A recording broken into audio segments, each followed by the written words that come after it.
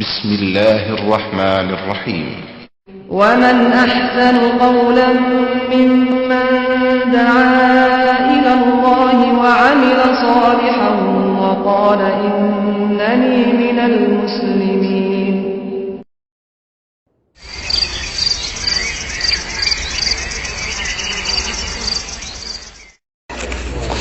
الحمد لله نحمده ونستعينه ونستغفره ونؤمن به ونتوكل عليه ونعوذ بالله من شرور أنفسنا ومن سيئات أعمالنا من يهده الله فلا مضل له ومن يضلل فلا هادي له وأشهد أن لا إله إلا الله وأشهد أن محمدا عبده ورسوله.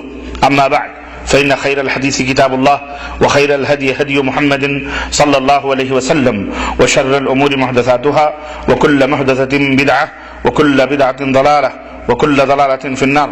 قال الله تبارك وتعالى في كلامه المجيد: أعوذ بالله السميع العليم من الشيطان الرجيم، بسم الله الرحمن الرحيم. يا أيها الذين آمنوا اتقوا الله حق تقاته ولا تموتن إلا وأنتم مسلمون واعتصموا بحبل الله جميعا ولا تفرقوا.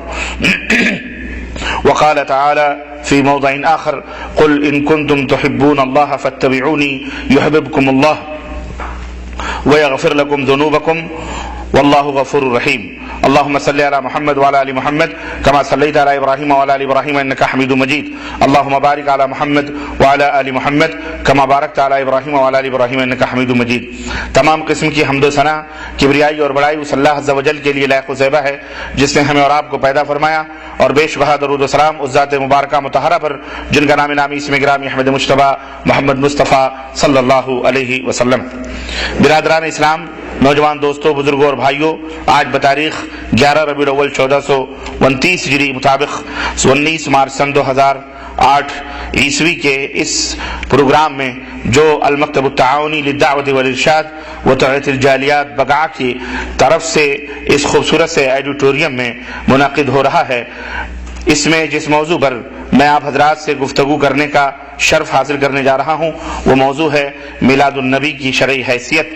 اللہ عز و جل سے دعا ہے کہ اللہ تبارک و تعالی ہمیں اس عظیم اور اس اہم اور حساس موضوع پر بصیرت افروز دلائل اور براہین کے ساتھ بیان کرنے کی توفیق عطا فرمائیں، اور اللہ عز و جل ہم سب کو سن کر سمجھ کر عمل کرنے کی توفیق عطا فرمائے. آمین یا رب العالمین. دوستوں اور بھائیوں، وقت بڑا ہی قیمتی ہے اور بہت ہی کم بھی ہے، اور میں آپ حضرات کا زیادہ وقت لینا بھی نہیں چاہ رہا، کیونکہ مجھے بھی اسی رات فوری طور پر اس لیکچر کے بعد یہاں سے تقریباً 300-400 کلومیٹر رات میں اسی وقت الغات کے لیے بریدہ ہوتے ہوئے سفر کرنا ہے.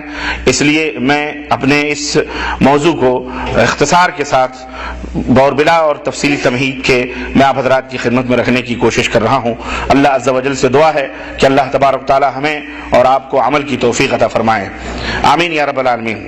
دوستو اور بھائیو، میلاد کس کو کہتے ہیں؟ میلاد یہ اصل میں عربی کا لفظ ہے، اور اس مقام اور اس زمانے اور اس وقت کو میلاد کہا جاتا ہے جہاں پر کوئی پیدا ہوتا ہے. جگہ جہاں کوئی پیدا ہوتا ہے اس جگہ کو مقام میلاد، پیدائش کی جگہ، اور زمانے کو بھی جو ہے زمن میلاد یعنی پیدا ہونے کا زمانہ کہا جاتا ہے.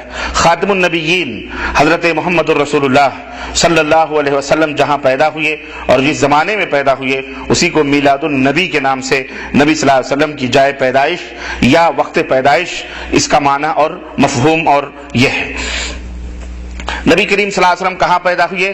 آپ سب جانتے ہیں کہ آپ صلی اللہ علیہ وسلم کی جائے پیدائش مکہ مکرمہ ہے، اور ابو یوسف کا وہ مقام ہے جہاں پر کچھ دنوں پہلے ایک عام مکتبہ لائبریری قائم تھی مکہ مکرمہ میں. وہی جگہ تھی جہاں نبی کریم صلی اللہ علیہ وسلم پیدا ہوئے، اور جس زمانے میں پیدا ہوئے، کون سی تاریخ تھی، کون سا وقت تھا، کون سا ٹائم تھا، اصل میں دن کے بارے میں تو کنفرم ہے کہ اللہ کے رسول یوم الاثنین یعنی سوموار یعنی پیر کے دن پیدا ہوئے. البتہ تاریخ میں کئی تاریخ آتی ہے کہ 12 ربیع الاول کو پیدا ہوئے یا 9 ربیع الاول کو پیدا ہوئے، ربیع الاول میں پیدا ہوئے یا رمضان میں پیدا ہوئے یا رجب میں پیدا ہوئے، اس تعلق سے تاریخ کی تعلق سے کون سی تاریخ کو پیدا ہوئے، تمام اہل سیر اور مورخین کا اس تعلق سے اختلاف ہے۔ کچھ لوگ کہتے ہیں 12 ربیع الاول کو پیدا ہوئے، کچھ لوگ کہتے ہیں نہیں بلکہ 9 ربیع الاول کو پیدا ہوئے، اس تعلق سے اختلاف ہے۔ کچھ لوگ کہتے ہیں ربیع الاول میں پیدا ہوئے، کچھ لوگ کہتے ہیں ربیع الاخر میں پیدا ہوئے، کچھ لوگ کہتے ہیں رجب میں پیدا ہوئے، اس میں بھی اختلاف ہے۔ بہرحال لیکن اس میں سارے تاریخ دانوں اور مورخین اور اہل سیر کا اتفاق ہے کہ 12 ربیع الاول کو اللہ کے رسول صلی اللہ علیہ وسلم ضرور وفات پائے ہیں۔ 12 ربیع الاول کو اللہ کے نبی صلی اللہ علیہ وسلم کی موت ہوئی ہے اور آپ صلی اللہ علیہ وسلم اس دار فانی سے کوچ کر کے جو ہے اللہ کو پیارے ہوئے ہیں۔ البتہ انگریزی جو تاریخ ہے اس تاریخ میں یہ آتا ہے کہ آپ صلی اللہ علیہ وسلم اگست کے مہینے میں، کون سے مہینے میں؟ اگست کے مہینے میں پیدا ہوئے، جو 570 عیسوی کی تاریخ تھی۔ اگست کا مہینہ 570 عیسوی کی تاریخ تھی جس میں نبی کریم صلی اللہ علیہ وسلم پیدا ہوئے۔ میلاد کے تعلق سے وقتاً فوقتاً جب بھی یہ موسم آتا ہے 12 ربیع الاول کا، جس موسم میں ہم اور آپ سانس لے رہے ہیں، کل 12 ربیع الاول ہے اور ہمارے ملکوں کے اندر ہو سکتا ہے 1-2 دن کے بعد، بر صغیر میں، ہندوستان میں، پاکستان، بنگلہ دیش وغیرہ میں 1-2 دن کے بعد 12 ربیع الاول کی تاریخ آئے، لیکن جب بھی یہ موسم آتا ہے تو بہت سارے کتابچے اور بہت سارے پمفلیٹ اور بہت سارے تقریریں منظر عام پر آتی ہیں اور بہت سارے بیانات علماء دیتے ہیں، لیکن کچھ لوگ مخالفین ہیں، کچھ لوگ موافقین ہیں۔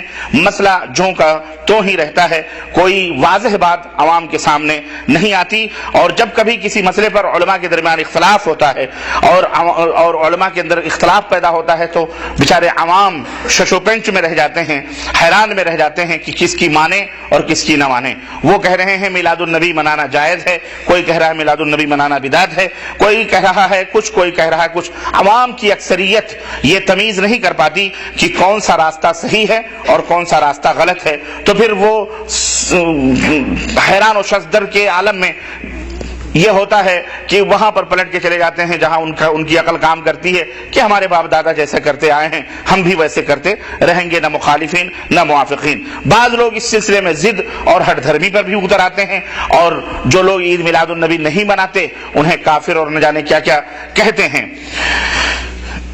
اہل حق جو علماء ہیں ان کا یہ فریضہ بنتا ہے کہ وہ امت کی ہر دور کے اندر رہنمائی کریں اور امت کو صحیح بات بتلائیں اور ابطال باطل کو باطل اور حق کو حق بیان کریں لوگوں کے سامنے، اور یہ ناگوار فریضہ بہرحال اہل حق علماء کو انجام دینا پڑتا ہے۔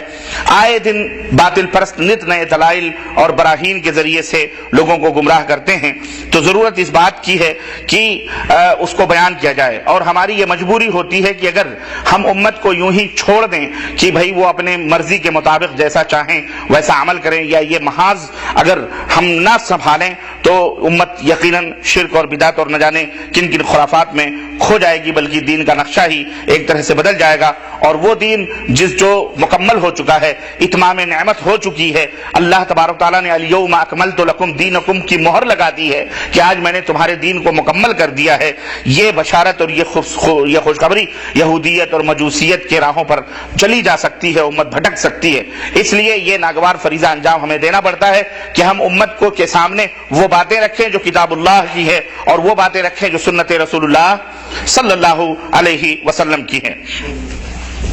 اللہ تبارک تعالیٰ نے اس دنیا کے اندر ایسا نہیں ہے کہ سب کو اندھا رکھا ہے، بلکہ اللہ تبارک تعالیٰ نے اس دنیا کے اندر اہل حق کی جماعت کو قائم و دائم رکھا ہے، اور اللہ کے رسول صلی اللہ علیہ وسلم نے فرمایا ہے کہ لا تزال طائفۃ من امتی ظاہرین الحق، میری امت کی ایک جماعت ہمیشہ حق کے اوپر حق کو مضبوطی کے ساتھ پکڑے رہے گی، غالب رہے گی، یہاں تک کہ قیامت آ جائے گی، گالی دینے والے انہیں گالیاں دیں گے لیکن وہ ڈٹ کر دین اسلام کی تبلیغ اور صحیح دین کو دنیا کے سامنے پیش کرتے رہیں گے۔ اور الحمدللہ آج بھی ایسے لوگ اس دنیا کے اندر موجود ہیں۔ اہل علم سے ایک درخواست یہ بھی ہے، جو صاحب علم لوگ ہیں کہ وہ شرک اور بدعت جو ایک بہت بڑی خطرناک برائی ہے اور امت کے اندر پنپتی ہے اور امت کے اندر جڑ پکڑ چکی ہے، اس کو اپنا موضوع بنائیں، موضوع سخن بنائیں۔ بہت سارے موضوعات ہیں، ان موضوعات کے تعلق سے بہت سارے لوگ بولتے رہتے ہیں، یہاں تک کہ اہل باطل بھی ان کے خلاف زبان کھولتے ہیں۔ مثال کے طور پر زناکاری ہے، بدکاری ہے، چوری ہے، ڈکیتی ہے، جھوٹ ہے، اور اسی طرح سے شراب ہے، اسی طرح سے یہ موضوعات جو منکرات ہیں ان کے خلاف بہت سارے لوگ آواز اٹھاتے ہیں اور بہت سارے لوگ تقریریں کرتے ہیں، تحریریں بھی ان کی آتی۔ اسی طرح سے اچھا رہنا چاہیے، اچھے اعمال کرنے چاہیے، اعمال کی یہ فضیلتیں ہیں، نماز کی یہ فضیلتیں ہیں، روزے کی یہ فضیلتیں ہیں، حج کی یہ فضیلتیں، اس تعلق سے بھی بہت سارے لوگ باتیں کرتے رہتے ہیں، یہاں تک کہ جنہیں آپ برا سمجھتے ہیں، جنہیں آپ گمراہ سمجھتے ہیں، جنہیں آپ اہل باطل سمجھتے ہیں، وہ بھی نماز کی تبلیغ، نماز کی اہمیت، نماز کے فضائل، نماز کے مقام، رمضان کے مقام، حج کے مقام، مرتبے بتاتے رہتے ہیں، ہے نا۔ لیکن یہ موضوع جو شرک و بدعت کا موضوع ہے، یہ بہت کم لوگ اس کے اوپر زبان کھولتے ہیں۔ یہ بہت خال کہیں کچھ ایسے لوگ نظر آئیں گے جو اس کے خلاف تلوار بن کر کے کھڑے ہوں، شمشیر برہ بن کر کے لوگوں کے سامنے ان باتوں کو واضح کرتے ہوں۔ یہ بہت کم لوگوں کے اندر یہ خاصیت موجود ہے، اور یہ الحمدللہ یہ شرف حاصل ہے اہل حق کو کہ وہ جہاں کہیں بھی تقریر کرتے ہیں وہ الحمدللہ اس موضوع کو ضرور رکھتے ہیں۔ اس دور میں چونکہ زیادتی شرک و بدعت کرنے والوں کی ہے، اکثریت شرک و بدعت کرنے والوں کی ہے، اور امت کی اکثریت شرک و بدعت میں ڈوب رہی ہے، اس لیے اہل علم کا یہ فریضہ بنتا ہے کہ وہ اس موضوع کو خاص طور سے اپنی تقریروں اور تحریروں کا موضوع بنائیں اور لوگوں کے سامنے بدعت بتائیں کہ بدعت یہ ہیں، شرکیات یہ ہیں۔ کیوں؟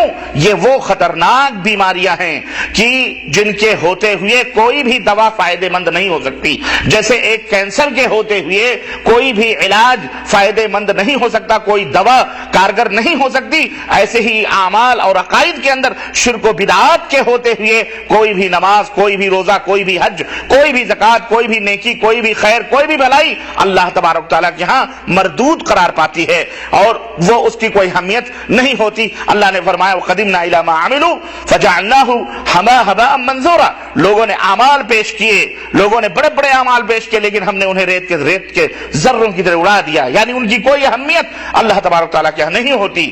اسی لیے اللہ تعالیٰ نے فرمایا کہ ان اللہ لا یغفر ان یشرک بہ ویغفر ما دون ذلک لمن یشاء، اللہ تمام گناہوں کو تمہارے لیے چاہے معاف کر دے، لیکن اگر نہیں معاف کرے گا تو شرک باللہ کو نہیں معاف کرے گا۔ تو یہ وہ موضوعات ہیں کہ امت کے سامنے کھول کر کے بیان کیے جائیں، اور شیطان نے امت کے دلوں کے اندر، لوگوں کے دلوں کے اندر بھی بعض لوگوں کے اس شرک کو، اس بدعت کو بڑے ہی حسین اور بڑے ہی خوبصورت انداز سے مزین اور آراستہ کر کے بٹھا بھی دیا ہے، نہیں یہ نہ چھوڑنا، نہیں اس سے نہ ہٹنا۔ کیوں؟ شیطان کو پتا ہے کہ اس مدعے پر ہم اس کو بٹھا کے رکھیں گے اور یہ زہر اس کے دل میں رہے گا، اس کے عقیدے میں رہے گا، تو اس کا کوئی بھی عمل اللہ تعالیٰ کے ہاں قابل قبول نہیں ہوگا، اس لیے شیطان اسی کے اوپر زیادہ زور لگاتا ہے۔ تو میرے عزیزوں، میرے دوستوں اور بھائیوں، آج کی یہ مجلس اور یہ محفل اس ناحیے سے بڑی مبارک ہے کہ آج ہم ایک اہم موضوع کو سن رہے ہیں جو امت کے اندر گھر کر چکا ہے، اور یہ میلاد النبی کے نام پر جو کچھ ہمارے ملکوں کے اندر ہوتا ہے،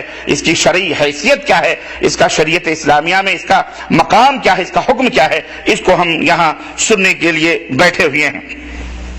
اللہ کے رسول صلی اللہ علیہ وسلم نے فرمایا کہ بعض قرآن پڑھنے والے ایسے بھی ہیں، قرآن پڑھتے ہیں لیکن پڑھنے والے پر قرآن خود لعنت بھیجتا ہے، پڑھنے والے پر خود قرآن لعنت بھیجتا ہے۔ کیوں؟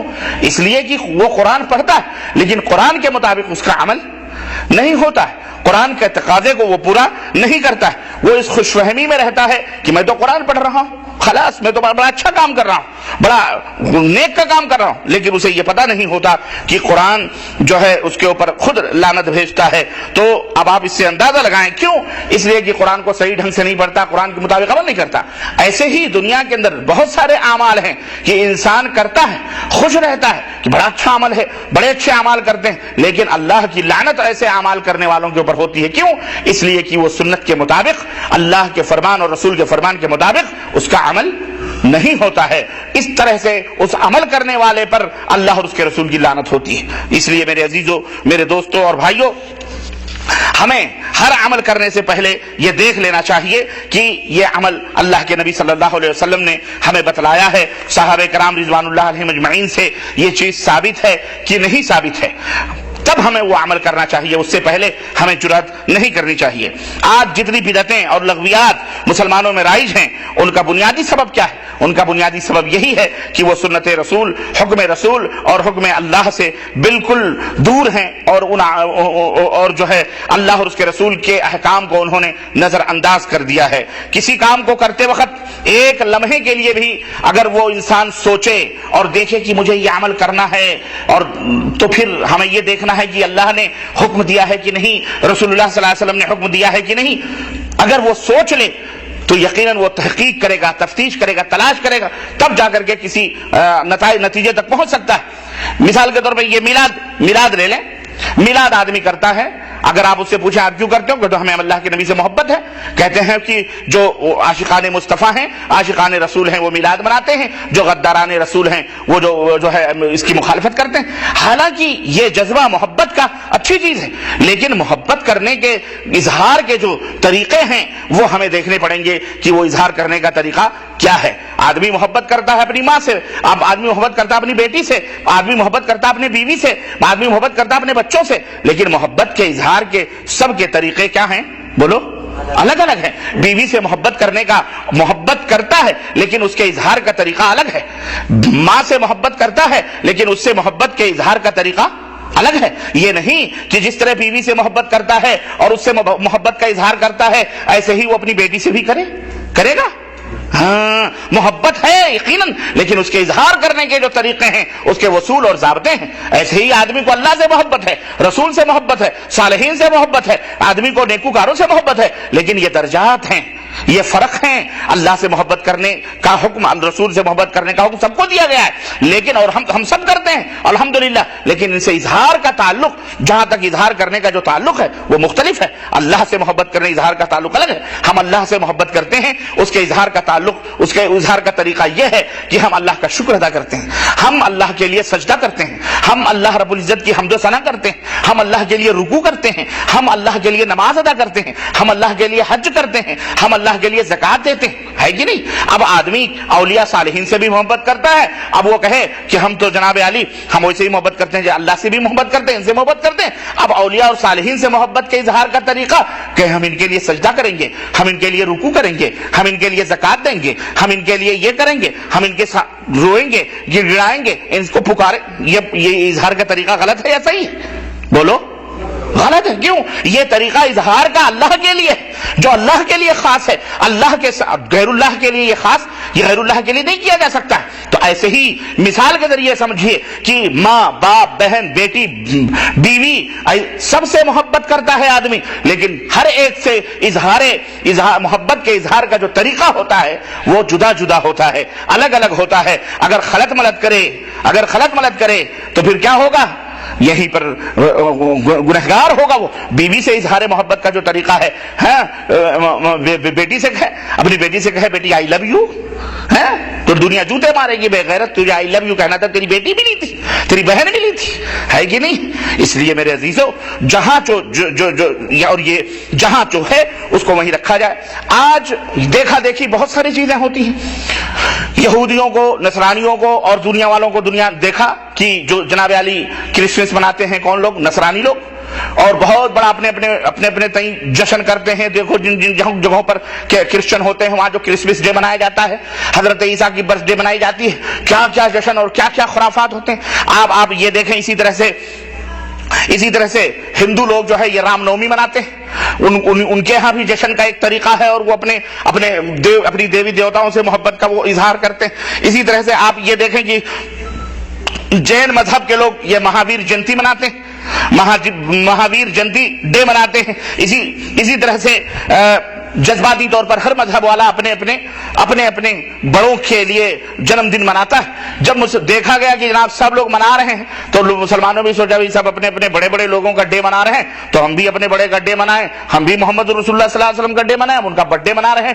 عید میلاد النبی کے نام سے، نعوذ باللہ۔ یہ جذباتی طور پر ایک محبت ہے جس کو بہرحال اب اس کے لیے اظہار کا اس کا طریقہ یہ اپنایا گیا، قوالیاں ہیں اور نظم ہیں اور غلو قسم کے نعت ہیں اور جشن ہیں اور سبیلیں لگائی جا رہی ہیں، جلوس نکالے جا رہے ہیں، اور جناب علی جھنڈے ہیں اور نہ جانے کیا کیا الا بلا۔ آپ جانتے ہیں کہ آج ہی سے ہمارے ملکوں میں ایک مہینے سے ہی تیاریاں شروع ہو گئی ہوں گی، چوک سجائے جا رہے ہوں گے، مسجدیں روشن کی جا رہی ہوں گے، قمقمے لگائے جا رہے ہوں گے، باقاعدہ بچوں کو ڈرامہ کروایا جا رہا ہوگا، سجایا جا رہا ہوگا۔ اب 12 ربیع الاول جب آئے گا، تاریخ آئے گی، اونٹ نکلیں گے، کاریں نکلیں گی، گاڑیاں نکلیں گی، ٹرک نکلیں گے، لوگ بھر بھر کر کے اور جھنڈے لے کر کے جناب ٹریفک جام، بھوکے کوئی مرے چاہے کوئی لڑے چاہے کچھ بھی ہو، ٹریفک جام ہے۔ حضرت بلال حبشی اعوذ باللہ لعنت اللہ علی الکاذبین، جھوٹ بولنے والے پر اللہ کی لعنت ہو۔ میں نے اپنی آنکھوں سے دیکھا، ایک دفعہ میری فلائٹ تھی، میں پڑھنے کے لیے مدینہ یونیورسٹی آ رہا تھا، اسی تاریخ کو میری فلائٹ تھی اور میں نے دیکھا کہ میں مالونی سے اپنے بھائی کے گھر سے نکلا اور ٹریفک جام، اتنی جام، اور میں نے اپنی آنکھوں سے دیکھا، اعوذ باللہ کی آنکھوں سے آنسو اچھل پڑے، اللہ اکبر، کی ایک ہاتھ گاڑی ہوتی ہے جس کو ٹھیلا کہتے ہیں، ٹھیلے کو لمبی سی ہاتھ گاڑی ہوتی ہے، اس کے اوپر نبی کریم صلی اللہ علیہ وسلم کا ایک گنبد خضرا بنایا ہوا ہے اور جناب علی حضرت اور ایک آدمی موٹا مسنڈا خوب چکنا صفا چٹ، بال بھی سب کچھ داڑھی وہ سب چٹ، اس کے اوپر کالی پینٹ لگائی ہوئی ہے اور اس کو جناب علی چمڑے کا ایک اتنا کمر تک ایک چمڑے کا اس کی صدری پہنائی ہوئی ہے اور چمڑے کا ایک لباس پہنایا ہوا ہے اور ہاتھ گاڑی کے اوپر میں رسی باندھ کر کالی سی اس کو جو ہے گردن میں ڈالی ہوئی ہے اور آگے دو تین اونٹ ہیں، اس کے اوپر ایک بزرگ ہیں سعودی لباس پہنے ہوئے، دو بچے ہیں ہاتھوں میں تسبیح لٹکا کر کے، اور آگے کاریں اور جھنڈے اور بینرز اور پیچھے یہ جو ہے ٹھیلا گھسیٹتے ہوئے یہ گنبد خضرا چل رہا ہے۔ تصور دیا جا رہا ہے کہ یہ بلال حبشی ہیں جو نبی کریم صلی اللہ علیہ وسلم کے غلام تھے۔ استغفر اللہ، یہ مسلمان ہیں جنہیں دیکھ کے شرمائے یہود اس پہ نعرے لگتے ہیں، یہ بلال حبشی تھے، یہ شخص بلال حبشی ہے، اعوذ باللہ، جس کا کردار ادا کر رہا ہے وہ بلال حبشی، جس کا مقام اور مرتبہ اللہ کے نبی فرماتے ہیں کہ جب معراج کی رات میں جنت کی سیر کر رہا تھا، اے بلال میں نے تیرے قدموں کی آہٹ اپنے آگے سنی ہے، وہ بلال حبشی آج اس کی نقالی کر رہے ہیں گنبد خضرا اٹھا کر کے۔ آپ دیکھیے اس کا طواف ہوتا ہے، نظر و نیاز چڑھائے جاتے ہیں، لوگ تبرک حاصل کرتے ہیں، لوگ اس کو چومتے ہیں، دھلتے ہیں، کیا کیا عورتیں مرد سب خرافات کرتے ہیں۔ یہ مسلمان اس طرح سے عید میلاد النبی کا جشن ہمارے ملکوں کے اندر بہرحال منایا جاتا ہے، گھر گھر میں روشنی، مسجدوں میں روشنی، میلاد خوانیاں ہو رہی ہیں، قوالیاں ہو رہی ہیں، اور جو ہے بڑے بڑے موٹے مسنڈے مولوی جناب علی اپنے لبوں کو پانوں سے سرخ کر کے اور خوب سرمے لگا کر اور زلفیں سنوار کر اور گلوں میں رومال ڈال کر رنگ برنگے گیروے اور ہرے کلر کی ٹوپیاں اور مفلریں لگا کے بیٹھ کے چلا رہے ہوتے ہیں، جشن عید میلاد النبی مناؤ اور یہ کرو وہ کرو، شورا پڑھ رہے ہوتے ہیں اور لوگ جھوم رہے ہوتے ہیں، ہے کہ نہیں؟ استغفر اللہ۔ اور آج کل تو باقاعدہ ٹی ویوں پر بھی اور کیسٹوں کے اندر بھی ہاں بولو مرحبا، کندھے اچکا کر کمر ہلا کر کے مائکوں کو لے کر کے گانے گاتے ہیں، لائٹنگ کے ذریعے سے عورت مرد کو سب کو جھمایا جاتا ہے، بولو مرحبا، نبی کی پیدائش مرحبا، جشن عید ہم نے سی ڈی دیکھی مرحبا، بڑے بڑے فاسق و فاجر خبیث قسم کے، اب تو باقاعدہ پہلے قوال ہوتے تھے، درمنڈے ہوتے تھے، اب تو باقاعدہ داڑھیاں رکھ کر کے جناب علی ٹوپیاں لگا کر مولویوں کی شکل و صورتیں اپنا کر پڑھ رہے ہیں، بولو مرحبا، جھنڈے لہرائے جا رہے ہیں اور کندھے، اور آگے ایک آدمی نعت پڑھتا ہے، پیچھے ہو کی ڈرامے بازیاں ہو رہی ہیں، ناٹک ہو رہے ہیں، میوزک کی شکلیں نکالی جا رہی ہیں۔ یہ سب فراڈی پاکھنڈی، یہ سب بغیر توبہ مر جہنم کے کندے بدعتی مشرک قسم کے لوگ ہیں۔ اللہ تعالیٰ ایسے شیطانوں اور ایسے ابلیسوں سے اللہ اس امت کو محفوظ رکھے، بولو آمین۔ یہ وہ لوگ ہیں جو اب پیسے نوٹ برسائے جا رہے ہیں، جناب علی نوٹ برسائے جا رہے ہیں، کوئی 5 سال کا بچہ لا کر کے اس کے جو ہے طرز پر پڑھائی جا رہی ہے، کوئی اس کی نظم پڑھائی جا رہی ہے، گانوں کے در میں نے بھیونڈی کے اندر دیکھا، بامبے میں، اللہ کی قسم خانہ کعبہ کا غلاف پورا خانہ کعبہ بنا کر اور ہری پٹیاں، یہ نوجوان اور گانوں کی جو ہے فحش گانوں کی میوزکوں پر قوالیاں گا کر کے خانہ کعبہ کے غلاف کے نیچے ڈانس کر رہے ہیں۔ اعوذ باللہ. اور لڑکے یہ لوڈے چھوٹے بڑے بڑے چھوکرے عورتیں چاروں طرف بیٹھ کھڑی ہوئی ہیں لائن لگائے, یہ عرق گلاب رش وہ لے کر کے ان کے چہروں پر خوبصورت خوبصورت لڑکیوں کے چہروں پر رش کر رہے ہیں. کہ دیکھو یہ میلاد النبی ہے, یہ جشن منایا جا رہا ہے. یہ ساری سب عیاشیت اور ساری سب زناکاری اور بدکاری کے وسائل اور ذرائع ہیں. اس کا اسلام سے کوئی تعلق نہیں. کل پرسوں ہمارے ملکوں کے اندر یہ تاریخ آنے والی ہے, اگر کسی شیطان نے ایک پتھر پھینک دیا ہندو مسلم رائٹ ہو جائے گا کہ نہیں ہو جائے گا؟ کتنی خونے جائے. مولوی تو کار میں بیٹھ کے کھسک جائے گا. مولوی کار میں بیٹھتا ہے, ایئر کنڈیشن کار میں, شیشے بند, جہاں فساد ہوا وہ فوری طور پر اپنے اڈے پہ پہنچ جاتا ہے. پٹتا کون ہے؟ یہ عوام پبلک بے گناہ. لیکن یہ عوام پبلک بے گناہ نہیں ہے, یہ بھی بہت مورخ ہے, ہاں عیاش ذہنیت ہے, اپنے مزے لینے کے لیے اپنے دین سمجھتے ہیں, اسلام سمجھتے ہیں, حالانکہ یہ سب اسلام کا اس سے کوئی تعلق اور کوئی رشتہ نہیں. اس لیے میرے عزیزو ضرورت اس بات کی ہے کہ آج جو لوگ اس تاریخ کی مخالفت کرتے ہیں اور کہتے ہیں کہ لوگوں نبی کا برتھ ڈے یہ حرام ہے, نبی نے برتھ ڈے نہیں منایا, رسول نے اپنا برتھ ڈے جنم دن نہیں منایا, عید میلاد النبی نے, آج ان کو کہا جاتا ہے یہودیوں کے ایجنٹ ہیں, یہ اسرائیل کے ایجنٹ ہیں, یہ امریکہ کے ڈالر کے بکاؤ غلام ہیں. ہاں امریکہ نے انہیں پالا اور پوسا ہے. سیعلمون غدا, کل جانیں گے یہ من الکذاب الاشر, کون ہے بدماش جھوٹا. کل انہیں پتہ چلے گا کہ کون شر پسند جھوٹا ہے. کل قیامت کے دن جب پردہ اٹھے گا جب پتہ چلے گا. اللہ تعالی ہمیں ایسے شر پسندوں سے محفوظ رکھے. اہل حق کو ہمیشہ تیار رہنا چاہیے گالیوں کے سہنے کے لیے, اور صرف گالیاں ہی نہیں بلکہ گولیوں کے بھی سہنے کے لیے اپنے سینوں کو کھول کر کھڑا رہنا چاہیے, کیونکہ اہل باطل نے کبھی معاف نہیں کیا ہے. جب دلائل اور براہین کے سامنے ان کا زور ختم ہوتا ہے تو پھر لاٹھی اور ڈنڈے اور گالی اور گلوچ ہی نہیں بلکہ جناب علی گولیوں کے اوپر بھی آ جاتے ہیں, بم پر بھی آ جاتے ہیں اور مار دھاڑ کے اوپر آ جاتے ہیں. اہل حق کو چاہیے کہ ہرگز ہرگز ہرگز ہرگز عقیدے سے کبھی سودا نہیں ہو سکتا. عقیدے اور منہج سے کبھی سودا, ایمان سے سودا نہیں ہو سکتا ہے, کبھی بھی اس سے تنازل نہیں ہو سکتا. ڈٹ کر دنیا کے سامنے بھلے زمانہ دشمن ہو جائے, بھلے لوگوں کی سلوٹیں آئیں, پیشانیوں پر سلوٹیں آئیں, ان کی پرواہ کیے بغیر توحید کے مسئلے کو واضح طور پر بیان کریں, شرک اور بدعات کے مسئلے کو واضح طور پر بیان کریں, اور چیخ چیخ کر لوگوں کو بتلائیں کہ یہ شرک ہے, یہ بدعت ہے, اس کا نہ دلیل ثبوت قرآن میں ہے نہ اس کی دلیل ثبوت احادیث میں ہے. یہ تمام سب اسلام سے خلاف چیزیں, تاکہ امت کے حساس طبقے کے لوگ جو جنت میں جانا چاہتے ہیں, جنہیں اللہ کا خوف ہے, وہ بچ سکیں, جن کے دلوں میں اللہ کی محبت ہے, اور جنہیں جہنم مقدر ہے وہ تو جہنم میں جائیں گے. انک لا تہدی من احببت ولکن اللہ یہدی من یشاء. ہاں تم جس کو چاہو ہدایت دینا تم نہیں دے سکتے, اللہ جس کو ہدایت دینا چاہتا ہے وہی ہدایت پہ آتا ہے. اس لیے بدعات اور خرافات پر تنقید کی جائے, کھلے طور پر بحث کی جائے, اور بغیر کسی اس کے. لوگ کہتے ہیں کہ جی یہ توحید اور سنت کی بات کر کے امت کے اندر پھوٹ ڈالنا چاہتے ہیں, اشتعال انگیز باتیں کرتے ہیں, بڑی سخت باتیں کرتے ہیں. یہ لوگ مسلمانوں کے سامنے یہ بیان کرتے ہیں کہ جناب رسول اللہ صلی اللہ علیہ وسلم کو گالیاں دیتے ہیں, گستاخ ہیں, اور یہ ہیں. ان کی قطعاً کوئی پرواہ نہ کی جائے. یہ کہنے ہیں, بکنے دو, یہ مریض ہیں, دلوں کے مریض ہیں, ان کی طرف دھیان نہ دی جائے. میرے عزیزو حقیقت یہ ہے کہ آج امت جو مختلف ٹکڑیوں میں بٹی ہوئی ہے, اس کے انتشار کا اور اختلاف کا ایک ہی سبب ہے, اور اس کے اتحاد کی بھی ایک ہی بنیادی وجہ ہے. افتراق اور انتشار کا ایک سبب یہ ہے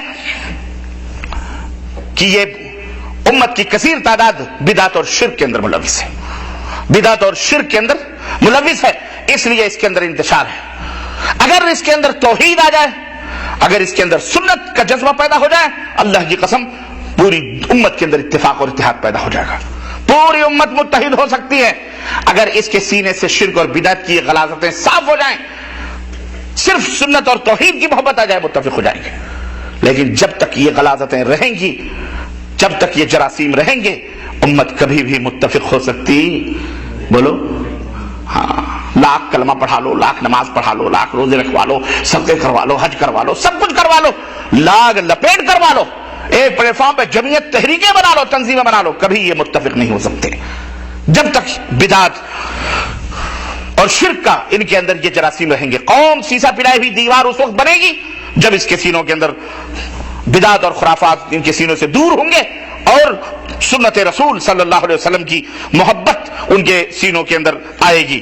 اور جہاں تک نبی کریم صلی اللہ علیہ وسلم سے اور اولیاء کرام سے عقیدت و محبت کا تعلق ہے تو یہ اچھی طرح میرے عزیزو جان لینا چاہیے کہ یہ عقیدت و محبت انہی خطوط پر اور انہی گائیڈ لائنوں کے اوپر ہونی چاہیے جو اللہ اور اس کے رسول نے ہمیں بتلائے ہیں۔ خود ساختہ محبت کا مظاہرہ کرنا، اپنے بنائے ہوئے انداز سے محبت کا اظہار کرنا، یہ اللہ اور اس کے رسول کے یہاں جو ہے یہ قابل قبول نہیں ہے، یہ شیطان کے آلے کار بننے والے لوگ ہیں۔ میلاد کے تعلق سے بہت ساری باتیں آپ نے سنی ہوں گی، اور میں نے ابھی بتایا کہ میلاد کی حقیقت یہ ہے، زمانے سے بھی اس کا تعلق ہے، جگہ کا بھی تعلق ہے۔ نبی کریم صلی اللہ علیہ وسلم کے میلاد کے تعلق سے ہمارے ملکوں میں جو کچھ بھی ہوتا آپ سب کو معلوم ہے۔ چند شبہات اور چند شکوک ہیں، چند اس کے وجوہات ہیں جس کی طرف لوگ جو ہے جس کی وجہ سے دلیل دیتے ہیں کہ جناب ہم میلاد اس وجہ سے مناتے ہیں، ہم میلاد اس وجہ سے مناتے ہیں۔ اولاً یہ بات اچھی طرح سے ہمیں اور آپ کو سمجھ لینی چاہیے کہ اس کا ثبوت نہ قرآن میں ہے نہ حدیث میں، اور نہ ہی سلف سے ثابت ہے، نہ ہی کسی امام سے ثابت ہے، نہ کسی محدث سے ثابت ہے۔ یہ پیداوار کب کی ہے؟ یہ علامہ سیوطی رحمت اللہ علیہ ان کی کتاب، علامہ سیوطی نے اپنی کتاب الحاوی میں یہ بات ذکر کی ہے کہ یہ 7ویں صدی کی پیداوار ہے۔ کس صدی کی؟ 7ویں صدی کی یہ پیداوار ہے۔ ایک شخص، ایک بادشاہ تھا جس کا نام تھا الملک المظفر، اس کا نام تھا، جس نے اس بدعت کو ایجاد کیا، اور اس دور کا ایک ابو الخطاب بن دحیہ محدث اپنے آپ کو کہلانے والا جھوٹا محدث تھا۔ اس نے ایک کتاب لکھی التنویر فی مولد البشیر النذیر، یہ کتاب لکھی عربی زبان میں، اور ملک المظفر کو کی خدمت میں پیش کیا کہ نبی کریم صلی اللہ علیہ وسلم کی ولادت باسعادت کے موضوع پر یہ بڑی بے مثال کتاب ہے۔ تو اس نے جب دیکھا تو اس نے 1000 کی دینار کی سونے کے دینار ایک کی تھیلی اسے بطور انعام اس نے پیش کی۔ اس نے جب اس میلاد النبی کو ایجاد کیا 7ویں صدی ہجری میں،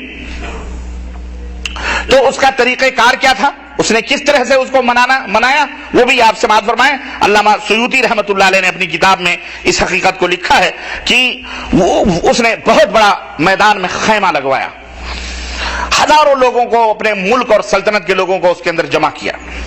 اب آپ دیکھیں کہ کیا کیا کھانے کا انتظام ہوا۔ تقریباً 5000 بکرے ذبح کروا کر انہیں کوئلوں کے اوپر بھنایا گیا۔ کتنے؟ اس زمانے میں 7ویں صدی ہجری میں، آپ 15ویں صدی ہجری میں 800 برس ہو گئے۔ 5000 بکرے کوئلوں کے اوپر خیمے کے سامنے بھنوائے گئے۔ 10,000 مرغیاں ذبح کروا کر انہیں دسترخوان پہ سجایا گیا، اور تقریباً 100 گھوڑے ذبح کروائے گئے۔ کتنے؟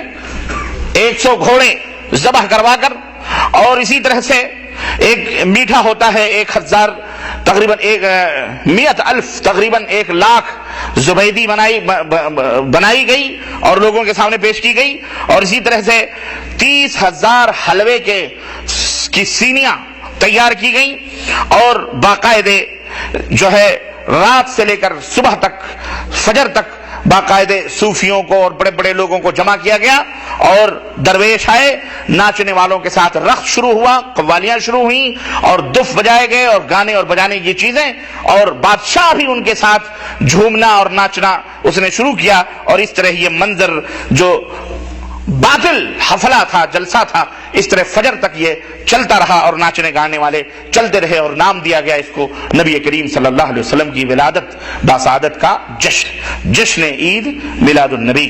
اس کو نبی کریم صلی اللہ علیہ وسلم کی ولادت سے اس کو منسوب کیا گیا۔ یہ اس کی تاریخ کی ابتدائی تاریخ ہے، اس سے کوئی مائی کلال انکار نہیں کر سکتا۔ یہ جو میلاد منانے والے ہیں ان سے بھی پوچھو تو یہ بھی یہی بتائیں گے۔ ایسا نہیں کہ ہم نے، یہ ہمارے باپ کی تاریخ نہیں ہے، نہ ہم نے اپنے گھر سے اس تاریخ کو مرتب کیا ہے۔ علامہ سیوطی رحمت اللہ علیہ نے اپنی کتاب الحاوی کے اندر اس واقعے کو مکمل طور پر ذکر کیا ہے۔ اگر کوئی شخص یہ کہتا ہے کہ جناب علی ہم میلاد مناتے ہیں، چلو ہم ناچ گانے نہیں کرتے، قوالیاں نہیں کرتے، یہ نہیں کرتے، وہ کرتے، ہم تو صرف قرآن پڑھتے ہیں، حدیث پڑھتے ہیں، نبی صلی اللہ علیہ وسلم کی سیرت بیان کرتے ہیں، مولوی صاحب آتے ہیں مولود پڑھ کے چلے جاتے ہیں، پھر مٹھائی اٹھائی تقسیم ہو جاتی ہے، تو یہ کم از کم چلو یہ بدعت صحیح، لیکن یہ جو قرآن پڑھا جا رہا ہے، یہ جو کچھ ہو رہا ہے، اس کے اوپر تو ہمیں اجر تو ملے گا نا، ہمیں تو کم از کم ثواب ملے گا.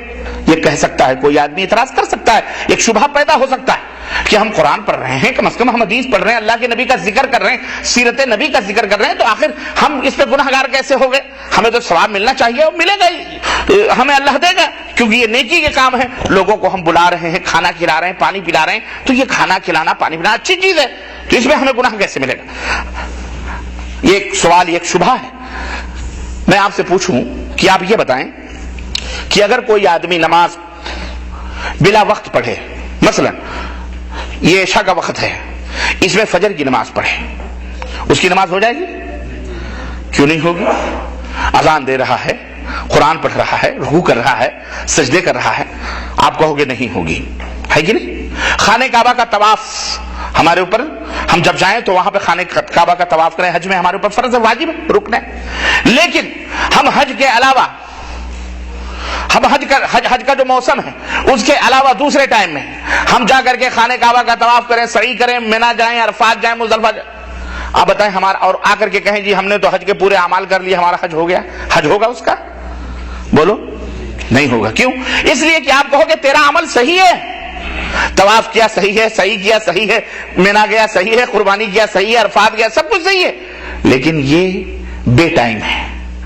کیا ہے یہ؟ حج کا وقت نہیں تھا، حج کا موسم نہیں تھا، حج کی تاریخ نہیں تھی، حج کا ڈیٹ نہیں تھا، اس لیے یہ تو نے بے موسم کیا ہے، اس لیے یہ اعمال کیا ہے؟ اس کے اوپر نہ کوئی ثواب میں تمہیں کوئی ثواب کی امید اس سے نہیں کرنی چاہیے، اور نہ ہی تمہارا یہ فریضہ ادا ہوا، نہ ہی تمہارا کو اگر تم نے جان بوجھ کر کے ایسا کیا ہے کہ نہیں ہمارا حج ہو گیا، تو نعوذ باللہ تم کافر بھی ہو سکتے ہو، کیونکہ اللہ اور اس کے رسول نے حج کے ٹائم مقرر کیے ہیں، وقت مقرر کیے ہیں. اسی طرح صفا مروہ کے علاوہ کہیں کوئی جا کر کے دوسری گلی کا صحیح کر کے آ جائے اور ویسے ہی صحیح کرے جیسے کہ صفا مروہ کی صحیح کی جاتی ہے، اور کہے جناب ہم نے تو صحیح کر لی، آپ کہو گے اس کی صحیح ہے؟ نہیں. کیوں؟ اس لیے کہ اللہ اور اس کے رسول نے جس مقام کی صحیح کی اجازت دی ہے، تم نے اس مقام کی صحیح نہیں کری، اس لیے تمہاری صحیح درست، چلے تم خانہ کعبہ کے اندر دوڑ دھوپ لو، اگر تم نے اس مقام کے اندر جو صحیح کی جگہ بنی ہوئی ہے اگر وہاں صحیح نہیں کری تو تمہاری صحیح درست نہیں ہوگی. تو اسی طرح سے میرے عزیزو، جس طرح سے ابھی آپ نے بتایا کہ خانہ کعبہ کے ارد گرد اگر کوئی طواف نہ کرے، کسی گھر کا طواف کر لے تو اس کا طواف ہو جائے گا؟ نہیں ہوگا. تو جس طرح سے یہ تمام نیکیوں کے اعمال بغیر نبی کریم صلی اللہ علیہ وسلم کی، اللہ اور اس کے رسول کے تعلیم کے خلاف اگر کوئی شخص کرتا ہے اور اس کے اوپر کوئی اس کو اجر اور ثواب نہیں ملتا، اسی طرح سے یہ تمام اعمال اللہ اور اس کے رسول کی تعلیم کے خلاف کیے جائیں گے تو اس کا ثواب اور اجر بولو نہیں ملے گا. چاہے تم ایک نہیں 10 قرآن مولوم میلاد النبی کے نام پر ختم کرو، چاہے تم کچھ بھی کرو، اس کا کوئی ثواب اور اجر تم کو نہیں ملنے والا. کیوں؟ اس لیے کہ اللہ اور اس کے رسول نے اس طرح اپنی عبادت، اللہ نے اپنی عبادت کرنے کا یہ طریقہ نہیں بدلایا، نبی کریم صلی اللہ علیہ وسلم نے اس طریقے سے اللہ کو راضی اور خوش نہیں کیا. تو جس طرح بغیر اوقات مقررہ کے اور بغیر کسی اس کے آپ یہ اعمال کر کے اجر اور ثواب کے مستحق نہیں ہو سکتے، اسی طرح سے میرے عزیزو یہ تمام سب چیزیں کر کے بھی آپ ثواب کی امید نہ رکھیں. کیوں؟ اس لیے کہ اللہ کے رسول صلی اللہ علیہ وسلم نے فرمایا من احدث فی امرنا ھذا ما لیس منہ فہو رد، ہمارے لائے ہوئے اس دین میں جس نے کسی نئی بات کا اضافہ کیا فہو رد، تو وہ مردود ہے. وہ کیا ہے؟ چاہے آپ 1 لاکھ قرآن پڑھیں، چاہے 10 لاکھ قرآن پڑھیں، اگر اس سنت کے مطابق نہیں ہے تو اس کا کوئی فائدہ آپ کو. آئیے میلاد منانے کے چند جو شبہات ہیں موٹے موٹے مختصر طور پر آپ کے سامنے، آپ کی خدمت میں مختصراً رکھوں اور ان کا رد بھی آپ کی خدمت میں رکھوں تاکہ میں اپنے موضوع کو ختم کروں. 5 عظیم شبہات ہیں جو کہ ان کے ہاں پائے جاتے ہیں اور جس بیس پر میلاد النبی منائی جاتی ہے. حالانکہ جب اس کی ابتدا ہوئی، اسٹارٹنگ ہوئی، تو اس کی کوئی دلیل نہیں تھی، جذباتی طور پر لوگوں نے منایا تو ہم بھی منا رہے ہیں. بعد میں جب مناتے کہتے ہیں نا کہ ایک آدمی اگر خود جھوٹ بولا ہو اور اس جھوٹ کو 10 دفعہ اگر وہ 10 دفعہ دوہرا لے اور 10 دفعہ 10 جگہوں پہ بیان کر دے تو جھوٹ بولنے والے کو بھی، جس نے خود بنایا ہے، اس کو بھی شک ہو جاتا ہے کہ یہ جھوٹ ہے یا صحیح سچ. وہ خود اس کے اوپر یقین ہو جاتا ہے کہ جو میں بول رہا ہوں صحیح بول رہا ہوں۔ ایسے ہی یہ غلط بات کو جب پھیلا دی گئی تو اب اس کے لیے دلائل اور براہین جب مقابلہ ہوا کہ نہیں یہ تو شرک ہے، یہ بدعت ہے، تو اب شیطان نے کہا نہیں، اب اس کے لیے دلائل ڈھونڈنا ضروری، اب اس کے لیے دلائل اور ثبوت کہاں سے ملے؟ اب وہ قرآن کریم کو اس کو انہوں نے پلٹ سلٹ کر کے اور ادھر ادھر سے کہاں کا اینٹ کہاں کا توڑا، بھانمتی سے رشتہ جوڑا، کہاں کی بات کہاں سے ملا کر کے دلیل کے طور پر پیش کی جاتی ہے۔ میں آپ کو 2-4 دلیلیں دیتا ہوں اور اس کے بعد اس کی رد بھی آپ کی خدمت میں رکھتا ہوں۔ نمبر 1، شبہہ یہ پیش کیا جاتا ہے کہ جناب علی ہم جو میلاد النبی مناتے ہیں اس میں نبی کریم صلی اللہ علیہ وسلم کے حسب اور نسب کو سنتے ہیں اور نبی کریم صلی اللہ علیہ وسلم کی تعریف و توصیف ہی ہوتی ہے اور اس میں اور کچھ نہیں ہوتا ہے، اس لیے یہ غلط تو نہیں ہے، نمبر 1۔ نمبر 2، کہا جاتا ہے کہ نبی کریم صلی اللہ علیہ وسلم کی ولادت کی خوشی ہوتی ہے، چونکہ آپ صلی اللہ علیہ وسلم پیدا ہوئے اس لیے ہم اس خوشی میں یہ جشن مناتے ہیں، کیونکہ اس سے نبی کی محبت کا اظہار ہوتا ہے اور نبی سے محبت یہ ایمان کے اندر کمال پیدا ہوتا ہے، ایمان کے اندر زیادتی پیدا ہوتی ہے، نبی سے محبت کرنے کا ہم کو حکم دیا گیا ہے، تو یہ محبت رسول کے اظہار کا ایک طریقہ ہے۔ نمبر 3، تیسری بات کہتے ہیں کہ جناب علی ہم اس میں کھانا پانی کھلاتے ہیں اور کھانا پانی کھلاتے اور پلاتے ہیں تو اس میں اللہ اور اس کے رسول نے بڑا اجر رکھا ہے، تو ہمیں اجر و ثواب کی امید سے یہ کرتے ہیں۔ چوتھا شبہ یہ پیش کیا جاتا ہے کہ چونکہ اللہ کا ذکر اس کے اندر ہوتا ہے اور قرآن پڑھا جاتا ہے، نبی صلی اللہ علیہ وسلم کے اوپر درود پڑھی جاتی ہے، اس لیے یہ بڑی مقدس اور مبارک مجلس ہوتی ہے، اس لیے ہم اس کو کرتے ہیں اور اس میں ہمیں اجر و ثواب ملے گا۔ یہ 5 علت اور 5 اسباب ہیں، شبہات ہیں، جن کی وجہ سے خاص طور سے موٹے جو یہ پیش کر کے لوگوں کو دلیلوں کے طور پر پیش کیا جاتا۔ آئیے اب ان کا رد دیکھیے۔ جہاں تک میرے عزیزوں نمبر 1 کہ جب یہ کہا جاتا ہے کہ نبی صلی اللہ علیہ وسلم کی عادات، نبی صلی اللہ علیہ وسلم کی سنتیں، نبی صلی اللہ علیہ وسلم کے حسب اور نسب کو ہم اس میں سنتے ہیں، مولانا کو بلا کر کے سال میں 1 دفعہ ہم سنتے ہیں اور ہمیں اس سے فائدہ ہوتا ہے، تو میں عرض یہ کروں گا، اس کا جواب یہ ہے کہ جہاں تک نبی کریم صلی اللہ علیہ وسلم کی ولادت کی یادگار کا مسئلہ ہے میرے عزیزوں، اور نبی کریم صلی اللہ علیہ وسلم کی یاد کا مسئلہ ہے کہ ہمیں نبی کریم صلی اللہ علیہ وسلم کی یاد آتی ہے، اس لیے ہم اس کو مناتے ہیں۔ میں یہ سمجھتا ہوں کہ ایک بے غیرت میں سمجھتا ہوں کہ ایماندار آدمی ایسی بات نہیں کر سکتا۔ کیوں؟ اس لیے کہ ایک مومن آدمی جو واقعی مسلمان ہے، اسے نبی کریم صلی اللہ علیہ وسلم سال میں 1 ہی دفعہ یاد آئیں گے؟ بولو، اگر وہ مومن ہے تو سال میں 1 ہی دفعہ یاد آئیں گے؟ میں تو کہتا ہوں اللہ اکبر، ایک مومن آدمی روزانہ ایک دفعہ نہیں، قدم قدم پر اپنے نبی حضرت محمد رسول اللہ صلی اللہ علیہ وسلم کو یاد کرتا ہے، وہ بھول ہی نہیں سکتا۔ صبح سے لے کر شام تک 5 وقت کی نمازیں پڑھتا ہے، جہاں اشہد ان لا الہ الا اللہ کی صدائیں گونجتی ہیں وہیں اشہد ان محمد رسول اللہ آواز آتی ہے۔ 5 ٹائم اقامت کہتا ہے اشہد ان لا الہ الا اللہ، اشہد ان محمد رسول اللہ، یاد آئی اللہ کے نبی کی۔ نماز کے لیے کھڑا ہوتا ہے، اللہ نے کہا واقیموا الصلاۃ، نماز کو قائم کرو۔ اے اللہ کیسے نماز کو قائم کریں؟ اب ہم کو پتہ نہیں نماز کو کیسے قائم کریں، اللہ کے حبیب یاد آتے ہیں، ہمارے نبی یاد آتے ہیں کہ نماز کے لیے ضروری ہے کہ پہلے وضو بناؤ، بغیر وضو کے تمہاری نماز نہیں ہوگی۔ اب وضو کیسے بنائیں؟ ہمارے نبی یاد آتے ہیں کہ اب کیسے کریں۔ اللہ کے نبی نے فرمایا وضو سے پہلے اپنے دل کے اندر ارادہ کرو، قصد کرو طہارت کو، پاکی کا۔ یاد آئے ہمارے نبی کی نہیں آئے؟ اللہ کے نبی یاد آئے کہ اب کیا کریں؟ اللہ کے نبی نے فرمایا اب جب تم نے قصد اور ارادہ کر لیا تو بسم اللہ کہو۔ یاد آئے ہمارے نبی کی نہیں آئے؟ ہم نے بسم اللہ کہہ لیا، اے اللہ اب کیا کریں؟ اللہ کے نبی یاد آئے، اللہ کے نبی نے فرمایا اب اپنے دونوں ہاتھوں کو کلائیوں تک دھو اور 3 مرتبہ دھو، 1 دفعہ فرض ہے، 2 دفعہ سنت، 3 دفعہ بھی سنت ہے۔ اب ہم دونوں کلائیوں کو ہم نے دھل لیا، اب کیا کریں؟ اللہ کے نبی یاد آئے، اب اللہ کے نبی فرمانے لگے اب کلی کرو، 3 دفعہ کلی کرو، مسواک کر لو تو اور بہتر ہے۔ اب اللہ کے نبی آپ کلی کر لیا، اب کیا کریں؟ ناک میں پانی ڈالو، پھر اس کے بعد چگنیوں کو اپنے ناکوں میں ڈال کر کے اس کو صاف کرو بائیں ہاتھ سے۔ اللہ کے نبی یاد آ رہے ہیں کہ نہیں آ رہے ہیں؟ بولو۔ قدم قدم پر ایک مومن کو اللہ کے نبی یاد آ رہے ہیں۔ اب کیا کریں؟ کلی کر لی، ناک میں پانی ڈال لیا، اب اپنے چہرے کو مکمل طریقے سے دھلو۔ دیکھو داڑھیوں میں بھی خلال کر لو، داڑھیاں گھنی ہیں، داڑھیوں میں پورا جہاں سے پیشانی کے بال اگتے ہیں، کانوں کی لو سے لے کر کے پوری داڑھیوں کو پانی سے 3 دفعہ دھلو۔ اللہ کے نبی یاد آئے کہ نہیں آئے؟ اب اس کے بعد کیا کریں؟ اللہ کے نبی نے فرمایا داہنے ہاتھ کو کوہنیوں سمیت دھلو۔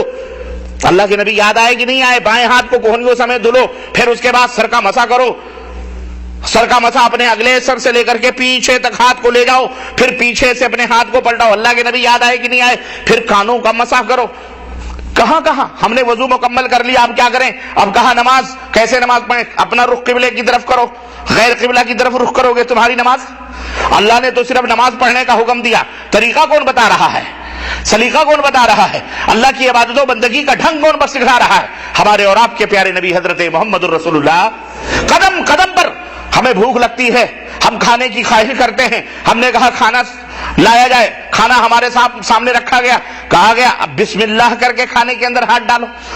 ہم کھانا کھا رہے ہیں بسم اللہ کر کے، اب کیسے، کس ہاتھ سے کھائیں؟ بائیں ہاتھ سے کھائیں کہ داہنے ہاتھ سے کھائیں؟ اللہ کے نبی کی سنت یاد آئی، اللہ کے نبی یاد آئے، نہیں کھانا بائیں ہاتھ سے نہ کھانا، کھانا ہمیشہ کس سے کھانا؟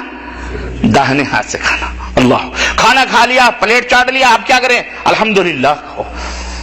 کہاں سونے چلے تو اللہ کے نبی، جاگنے اٹھے تو اللہ کے نبی، سونے۔ ہمارے یہاں کیا کہتے ہیں؟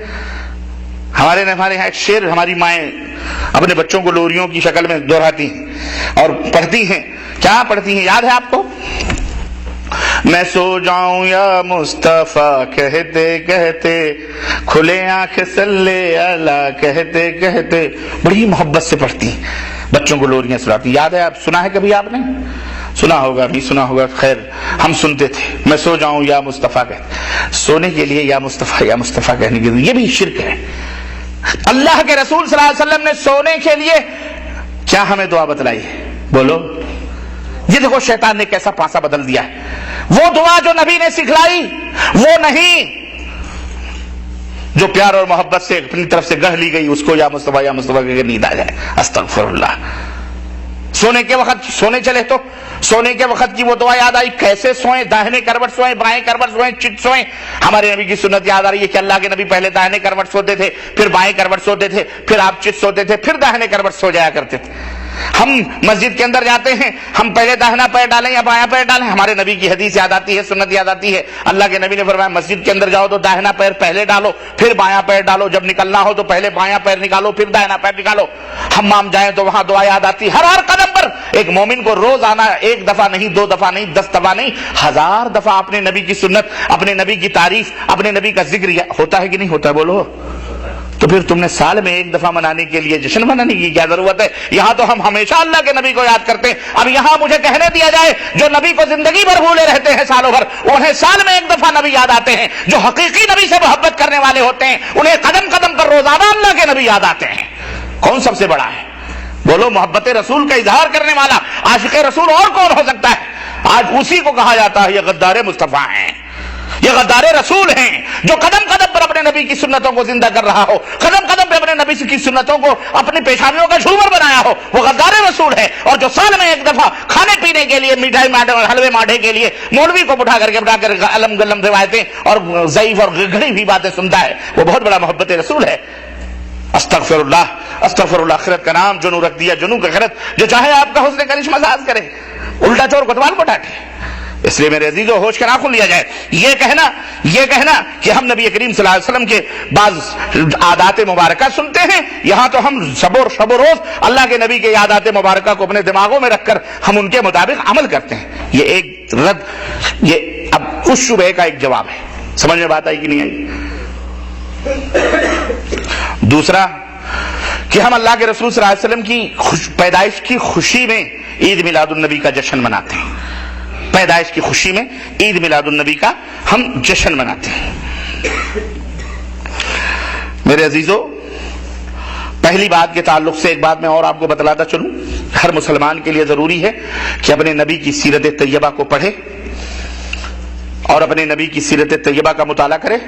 الرحیق المختوم بڑی عظیم کتاب، پورے ورلڈ میں سیرت کے موضوع پر اردو زبان میں، عربی میں لکھی گئی، اردو میں ترجمہ کیا گیا، مولانا آصف الرحمان رحمۃ اللہ علیہ انہوں نے لکھی ہے، اس کا مطالعہ کرو۔ بڑی پیاری کتاب ہے، مختصر، بڑی پیاری جامع کتاب ہے، اور پہلا نمبر اس نے سیرت میں حاصل کیا۔ یہ بھی اللہ رب العزت کا فضل اور اس کا احسان ہے کہ جب سیرت نبی پر ایک سیمینار ہوا اور اس میں اعلان کیا گیا کہ دنیا کے اندر جو بھی جس بھی زبان میں سیرت اچھی لکھے گا اسے انعام دیا جائے گا، تو ایک اللہ تعالیٰ نے ایک ایسے ہندی شخص کو توفیق عطا فرمائی جس نے نبی کریم صلی اللہ علیہ وسلم کی سیرت طیبہ پر عربی زبان میں سیرت طیبہ لکھ کر کے اس نے ایوارڈ حاصل کیا پوری دنیا کے اندر، جبکہ عربوں میں لکھا لیکن ان کی کتابیں ان سے کم تر رہی. یہ اللہ رب العزت کا فضل ہے. تو یہ کہنے کا مطلب یہ ہے کہ اس کو پڑھا جائے. نبی کی نسب، حسب، آپ کی کتنی بیویاں، آپ کے کتنے بچے، یہ ہر مسلمان کے لیے ضروری ہے کہ اس کو ہمیشہ یاد رکھے، ہمیشہ اس کو پڑھے اور سمجھے، تاکہ اللہ کے نبی صلی اللہ علیہ وسلم کی قدم قدم پر آپ کی سیرت مبارکہ کو اپنی زندگی کا محور بنا لے. یہ ہر مسلمان کے لیے ضروری ہے. جہاں تک کہ ہم اعلان کرتے ہیں کہ آج نبی کریم صلی اللہ علیہ وسلم پیدا ہوئے، اس خوشی میں ہم جو ہے یہ جشن عید میلاد النبی مناتے ہیں، تو سوال یہ پیدا ہوتا ہے کہ یا تو نبی کی ولادت پیدائش پر خوشی ہوتی ہے، اس پر یا خوشی منائی جائے، یا جس دن نبی پیدا ہوئے اس دن خوشی منائی جائے. دن کے لیے خوشی منائے، جس دن پیدا ہوئے اس دن خوشی منائی جائے، یا نبی کی ولادت پر خوشی منائی جائے. بولو، دو چیزیں. ایک تو یہ ہے کہ نبی پیدا ہوئے، رسول آ گئے، اس پر خوشیاں ہیں. ایک یہ ہے جس دن آئے اس دن کی خوشیاں. تو آپ رسول کی پیدائش، رسول کی خوشی میں خوشیاں منا رہے ہیں آنے پر، یا اس دن کی خوشی میں اس دن کے آنے پر خوشیاں منا رہے ہیں؟ نہیں سمجھ میں بات آئی؟ بولو، سمجھ بات نہیں آئی؟ ایک ہے دن، جس دن پیدا ہوئے اس دن کے آنے پر خوشیاں منانا، اور ایک یہ ہے کہ وہ شخصیت آ گئی، وہ رسول آ گیا، اس رسول کی آمد پر خوشی منانا. بولو، دونوں میں فرق ہے کہ نہیں فرق ہے؟ دونوں میں زمین آسمان کا فرق ہے. اگر رسول کی آمد کی خوشی ہے تو پھر روزانہ خوشیاں ہی خوشیاں ہیں، کیوں ہمارے رسول آ گئے. ہمارے رسول آئے، ہمارے رسول نے ہمیں دین دیا، مکمل اللہ کی معرفت دی. اللہ کے اس کے لیے کسی وقت اور کسی ٹائم کے مخصوص کرنے کی ضرورت، بولو، ہمیشہ ہم خوش ہیں. ہمارے نبی پیدا ہوئے، ہمارے نبی آئے، ہم ہمیشہ اللہ کے نبی کے اوپر خوش ہیں، اور اللہ کے نبی نے ہمیں تعلیم دی، ہم ان کے لیے ہمیشہ درود و سلام کے نذرانے پیش کرتے ہیں. ہم اس کے لیے کوئی مخصوص ٹائم پر ہی اللہ کے نبی کو نہیں یاد کرتے کہ اللہ کے نبی جس دن آئے اس دن خوشی منائی جائے. ہم تو اللہ کے نبی کی آمد کی خوشی میں ہمیشہ خوش ہیں الحمدللہ. ہم ہمیشہ اللہ کے نبی کے اوپر درود دیتے ہیں. اس لیے اب رہا مسئلہ دن کا، کہ اگر تم دن کے اوپر خوشی مناتے ہو، اللہ کے رسول کی آمد پر تو ہر مومن روزانہ خوشی مناتا ہے، ہمیشہ درود پڑھتا ہے، اشہد ان محمد رسول اللہ ہمیشہ کہتا ہے، اللہم صلی علی محمد وعلی آل محمد ہمیشہ پڑھتا ہے. پڑھتا کہ نہیں پڑھتا؟ اللہ کے نبی کی خوشی کی آمد. رہا دن کا مسئلہ، تو سوال یہ پیدا ہوتا ہے، اگر آپ یہ کہتے ہیں کہ 12 ربیع الاول کے تاریخ کو اللہ کے نبی پیدا ہوئے، اور اگر یہ تاریخ صحیح مان لی جائے تو یہ بھی مکمل اور بلا کسی اختلاف کے یہ بھی بات صحیح ہے کہ اللہ کے نبی صلی اللہ علیہ وسلم 12 ربیع الاول کو وفات بھی پائے ہیں. اللہ کے نبی صلی اللہ علیہ وسلم 12 ربیع الاول کو وفات بھی پائے ہیں.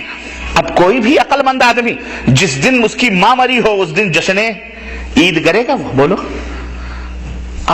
ہم کسی کی بھی ماں، اگر محبوب اس کی پیاری ماں مری ہو اس دن وہ جشن نہیں کرے گا.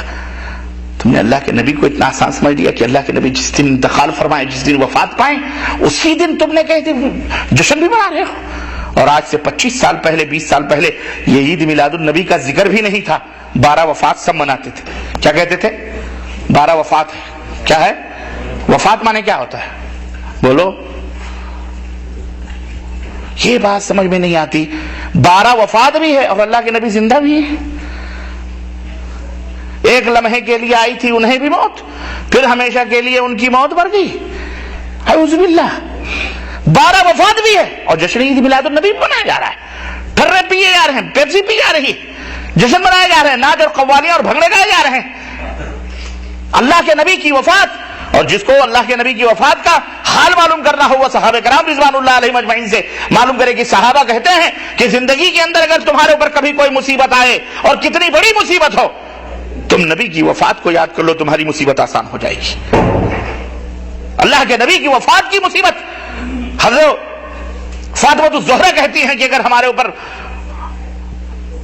پہاڑ ہمارے سینوں کے اوپر ٹوٹ پڑے ہمیں اتنا غم نہیں ہے جتنا غم اپنے نبی کی وفات پر اور جو ہے اللہ کے نبی کی اس دنیا سے رحلت کے اوپر ہمیں اتنا غم ہوا ہے. تو یہ صحابہ کرام رضوان اللہ علیہم میں جن کے نزدیک سب سے بڑی مصیبت نبی کریم صلی اللہ علیہ وسلم کی وفات تھی، وہ منا رہے ہیں، وہ غمگین ہیں. اور آج یہ انسان نبی کی ولادت کا نام لے کر کے مولوی شیطان یہ جو ہے حلوے اور ماٹھے کھانے کے چکر میں، لوگوں کی جیبیں نذرانے وصول کے چکر میں 12 ربیع الاول کی عید میلاد النبی بنا رہا ہے۔ رہا مسئلہ چوتھا کھانا پانی کھلانے کا، تو میرے عزیزو کھانا پانی کھلانے کا آپ جانتے ہیں کہ ہمیشہ کھانا پانی کھلانے کا جو ثواب، آپ روزانہ 10 آدمی کو بلا کر کے کھلائیں پلائیں، اس کے لیے سال میں ایک ہی دفعہ آپ کو یاد آتا ہے کہ غریب بھوکے مر رہے ہیں، ننگے بیچارے غریب ننگے گھوم رہے ہیں، صرف 12 ربیع الاول کو یاد آتی ہے، ہمیشہ نہیں کھانا کھلانا چاہیے۔ اس کا حکم تو یہ ہمیشہ کھانا پانی کھلاؤ، اس کے لیے کیا ضرورت ہے کہ آپ اس دن کھانا کھلائیں؟ اور اللہ کے نبی کی آمد کی خوشی ہے تو روزانہ کھلاؤ پلاؤ، اس دن کی ہی کیوں آپ خوشیاں منا رہے ہیں؟ استغفر اللہ۔ اسی طرح سے جہاں تک ذکر اور اذکار کا 5واں شبہ جو کہا جاتا ہے کہ ہم جو ہے اللہ کے نبی کا ذکر کرتے ہیں اور یہ ہے وہ ہے، اس میں قرآن پڑھا جاتا ہے، یہ کیا جاتا ہے، تو یہ تمام سب چیزیں میرے عزیزو میرے دوستو، یہ بھی اللہ کے نبی کا ذکر ہمیشہ ہوتا ہے اور ہوتا رہے گا، اور پوری دنیا کے اندر وَرَفَعْنَا لَكَ ذِكْرَكَ کا جھنڈا لہراتا رہے گا۔ ہر لمحے، ہر پل، ہر ساعت ہمارے نبی کا ذکر، جہاں جہاں اللہ کا ذکر ہوتا ہے، رب العالمین کا ذکر ہوتا ہے، وہاں وہاں رحمت للعالمین حضرت محمد رسول اللہ صلی اللہ علیہ وسلم کا ذکر ہوتا ہے۔ پوری دنیا میں مسلمان اس وقت رہ رہے ہیں، بس رہے ہیں، کوئی منٹ کوئی لمحہ خالی نہیں ہے جو اذان سے خالی ہو۔ جگہ جگہ اس وقت بھی اذانیں کہیں ہو رہی ہیں، کہیں اقامت ہو رہی ہے، کہیں جماعت کھڑی کی جا رہی ہے، ہر جگہ اللہ کے نبی کے اوپر ہمیشہ اللہ کا مدح و ثنا اور اللہ کے نبی کا ذکر ہو رہا ہے۔ ہمیں اور آپ کو یہ اس کا پابند بنایا گیا ہے کہ ہم اس طرز اور اس طریقے پر اللہ کے نبی کو یاد کریں جس طرز اور طریقے پر اللہ کے رسول صلی اللہ علیہ وسلم نے ہمیں چھوڑا ہے۔ اور اس تعلق سے یہ 5 شبہات تھے جن کے بارے میں نے کچھ باتیں آپ کو بتائی ہیں۔ اس تعلق سے اور بھی بہت ساری جو ہے باتیں بیان کی جاتی ہیں، اور جس کے تعلق سے ہم نہیں سمجھتے کہ وہ اتنی اہم اور اتنی بڑی چیزیں ہوں، تب رہا کہ 1-2 دلیلیں حدیث اور سے کہتے ہیں کہ چونکہ ہم عید میلاد النبی اس لیے مناتے ہیں کہ اللہ کے نبی صلی اللہ علیہ وسلم نے فرمایا ہے کہ جی 2 روزے ہفتے میں رکھتے تھے، ایک پیر کو رکھتے تھے، ایک جمعرات کو رکھتے تھے۔ آپ سے پوچھا کہ اللہ کے نبی آپ پیر کو روزہ کیوں رکھتے ہیں؟ تو اللہ کے نبی نے فرمایا فَأَمَّا يَوْمَ الْاِثْنَيْنِ فَإِنَّهُ يَوْمٌ وُلِدتُّ فِيهِ وَبُعِثْتُ فِيهِ، میں پیر کو روزہ اس لیے رکھتا ہوں کہ اسی دن میں پیدا ہوا اور اسی دن میں مبعوث بھی ہوا، یعنی مجھے نبی اسی دن بنایا گیا اور اسی پیر کے دن میں پیدا بھی ہوا ہوں۔ وَأَمَّا يَوْمَ الْخَمِيسِ فَإِنَّهُ يَوْمٌ، رہا جمعرات کا دن تو تعرض فیہ الاعمال اللہ عز وجل، تو ہم جمعرات کو روزہ اس لیے رکھتے ہیں کہ جمعرات کے دن اللہ رب العزت کی خدمت میں بندوں کے اعمال پیش کیے جاتے ہیں۔ جمعرات کے دن بندوں کے اعمال پیش کیے جاتے ہیں۔ فانا احب ان يعرض عملی علی ربی وانا صائم، تو مجھے اچھا لگتا ہے کہ میں اللہ کے سامنے میرے اعمال اس حالت میں جائیں کہ میں روزے سے رہوں، اس لیے میں جمعرات کو روزہ رکھتا ہوں۔ تو کہتے ہیں کہ اللہ کے نبی پیر کو روزہ رکھتے تھے، خوشی تھی، آپ کی بعثت ہوئی اور آپ پیدا ہوئے، اس خوشی میں آپ رکھتے تھے، تو ہم بھی اللہ کے نبی کا جشن منا رہے ہیں۔ یہ دیکھیں کہاں الٹا۔ ہم نے کہا اچھا، تو پھر اللہ کے نبی نے اپنی پیدائش کے شکریہ میں روزہ رکھا ہے، رکھا کہ نہیں رکھا؟ تو آپ بھی اللہ کے نبی کی پیدائش کی شکریہ میں روزہ رکھیں۔ پوچھو ان مولویوں سے، عید میلاد النبی منانے والوں سے، پیر کو روزہ رکھتے ہیں؟ 12 ربیع الاول کو روزہ نہیں رکھتے؟ چل جائے کہ پیر کو روزہ رکھیں۔ اگر یہ روزہ رکھیں تو یہ حلوے ماٹے ہضم کہاں ہوں گے؟ یہ مرغ مسلم اور بریانیاں اور یہ جناب علی زردے اور پلاؤ جائیں گے کہاں؟ کس کے جہنم میں گھسیں گے؟ ہاں، اللہ کے نبی صلی اللہ علیہ وسلم سے بڑھ کر اللہ کی بہترین عبادت کرنے والا کوئی دنیا میں پیدا ہوا ہے؟ اور وہ طریقہ جو اللہ کے نبی نے بتلایا ہے اس طریقے سے بہتر کسی کا طریقہ ہو سکتا ہے؟ تو اللہ کے رسول پیر کو پیدا ہوئے، آپ فرما رہے ہیں کہ میں پیر کو اس لیے روزہ رکھتا ہوں کہ مجھے نبی بنایا گیا پیر کو، اور میں پیدا ہوا پیر کو، میں اللہ کے شکر میں روزہ رکھتا ہوں۔ تو اے میری امت کے لوگوں، تم بھی اسی شکریہ میں بولو روزہ رکھو۔ یہ ہے طریقہ محبت کے اظہار کا۔ لیکن ظالم مسلم روزہ نہیں رکھتے، ظالم مسلم روزہ اپنی مرضی سے اظہار محبت کا طریقہ، وہی بیٹی کا بیوی سے جو جس طرح کا اظہار محبت کا طریقہ وہ بیٹی سے کر رہا ہے، بیٹی سے جو ماں سے کر رہا ہے، یہ الٹی گنگا بہی جا رہی۔ دوسری بات یہ ہے کہ اللہ کے رسول صلی اللہ علیہ وسلم کی کوئی بھی ضعیف یا صحیح حدیث ایسی دنیا کے اندر موجود ہی نہیں ہے کہ آپ نے 12 ربیع الاول کو روزہ رکھا، یہ بھی میں آپ کو بتا رہا ہوں۔ اللہ کے نبی نے 12 ربیع الاول کو روزہ رکھا ہو یا بتلایا ہو کہ 12 ربیع الاول کو میں پیدا ہوا ہوں اس لیے روزہ رکھو؟ آپ نے کبھی نہیں 63 برس کی زندگی میں 23 سالہ زندگی مکے کی، 10 سالہ زندگی مدینے کی، آپ صلی اللہ علیہ وسلم 63 دفعہ 12 ربیع الاول آئی، تاریخ آئی ہے، لیکن آپ صلی اللہ علیہ وسلم نے کبھی روزہ، کبھی کوئی جشن، کبھی کوئی نیاز، کبھی کوئی فاتحہ، کبھی کوئی قرآن خوانی، کبھی کچھ بھی نہیں کیا۔ اور تو اور لے لو، دنیا میں انبیاء اور رسول کے بعد جو سب سے بڑا مقام اس کائنات میں کسی کو حاصل ہے تو آپ بتا سکتے ہیں وہ کون سی ہستی ہے؟ وہ ذات ہے حضرت سیدنا ابو بکر صدیق رضی اللہ تعالیٰ عنہ کی۔ 2 سال اور کچھ مہینے آپ کی خلافت رہی اس دنیا کے اندر، آپ صلی اللہ علیہ وسلم کے سب سے بڑے محبت یارغار، جن کے بارے میں اللہ کے نبی نے بتلایا کہ اگر عمر کی ساری عبادتیں ترازو کے ایک پلڑے پر رکھ دی جائیں اور ابو بکر کی صرف وہ رات جو غار ثور میں ابو بکر نے گزاری ہیں وہ راتیں وہ ایک پلڑے پر رکھ دی جائیں، پھر بھی عمر کی عبادتیں کم ہو جائیں گی ابو بکر کی عبادتوں کے مقابلے میں۔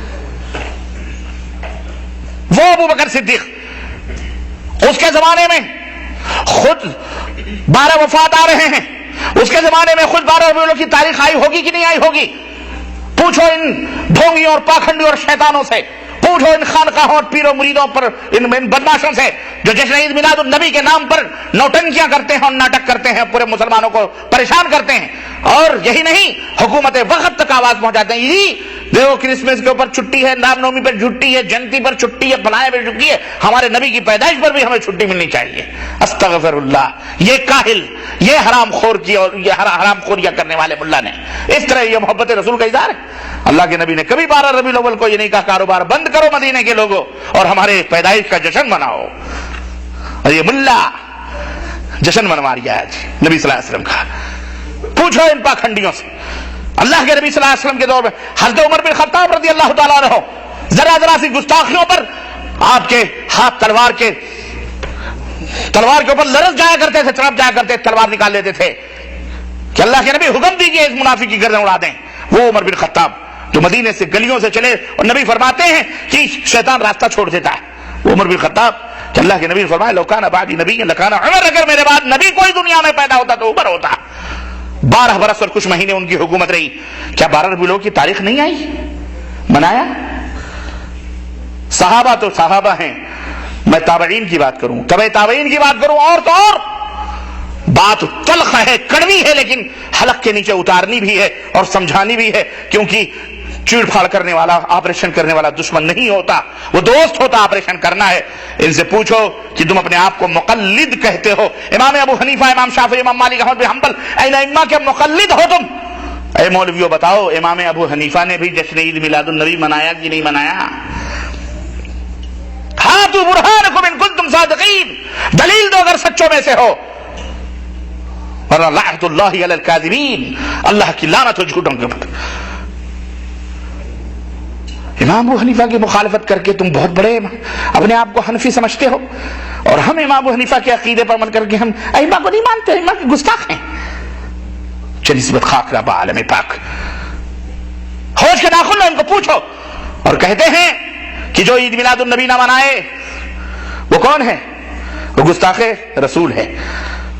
پوچھو امام ابو حنیفہ گستاخ رسول تھے؟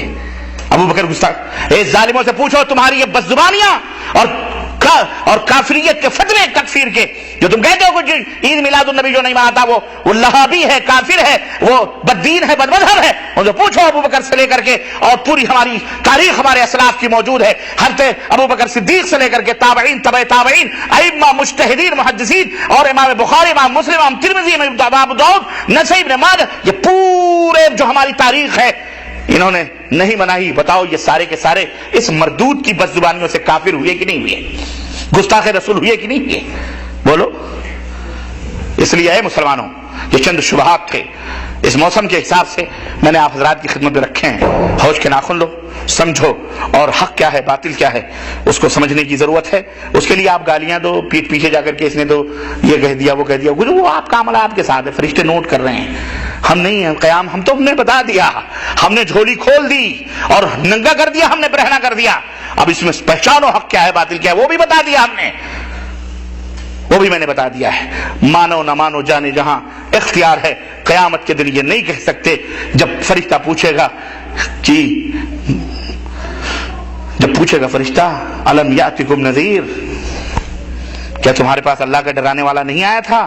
قالوا قد جاءنا نذیر، تو جہنم میں جانے والے کہیں گے ہاں ہاں آیا تھا، فکذبنا، ہم نے جھٹلا دیا۔ وہابی لہابی کی باتیں نہیں مانتے جو اس دن مقدرے پڑیں گے، اس دن کمریں ٹیڑھی کی جائیں گی، اس دن لوہوں کی سلاخیں ڈالی جائیں گی، جب ہوش آئے گا۔ اللہ سے توبہ کرو۔ شرک اور بدعات یہ وہ زہر حلال ہیں جس نے امت کے اندر افتراق اور انشاء پیدا کیا ہوا۔ اتحاد چاہتے ہو سنت اور توحید کو لازم پکڑو۔ اللہ ہم سب کو اپنے نبی سے سچی اور پکی محبت کرنے کی، صحابہ کے منہج اور طریقے پر عمل کرنے کی توفیق عطا فرمائے، اور ہمیں ہر قسم کے شرک اور بدعات سے توبہ کرنے کی توفیق عطا فرمائے۔ آمین یا رب العالمین۔ وصلی اللہ علی نبینا محمد وعلی آلہ وصحبہ اجمعین۔ والسلام علیکم ورحمۃ اللہ وبرکاتہ۔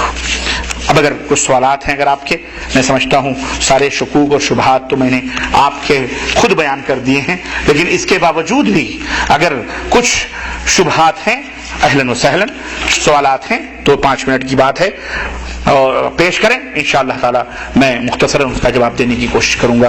اس کے بعد رات کا کھانا حاضر ہے، آپ حضرات تمام فرمائیں۔ جی کوئی سوال ہے؟ جانے کے بعد پیٹ پیچھے کچھ ادھر ادھر کی غیبتیں کرو گے، زبان سڑے گی، اللہ تعالیٰ کے یہاں پکڑے جاؤ گے، یاد رکھو۔ کوئی سوال ہے تو پوچھو، نو پرابلم، پوچھو، انشاءاللہ قرآن سنت کی روشنی میں۔ انڈیا میں ایسا ہو گیا ہے، بڑے بڑے مولانا آتے ہیں تو جا کے مرید بن رہے ہیں، یہ فتوا نکالے ہیں انڈیا کے اندر۔ تو اس لیے مرید بن ہے کہ جیسے آج کل ڈاکٹر ہوئے ہیں، تھیلے چھاپ ڈاکٹرز کیا کرتے ہیں کہ ایک بیگ مریض کو محلے میں ڈسپنسری کھول لی تو سارے محلے کے لوگ بیچارے رجوع کرتے ہیں، تو وہ ایک بیگ نہیں ان کا علاج کرتے کہ یہ صحیح ہو جائے۔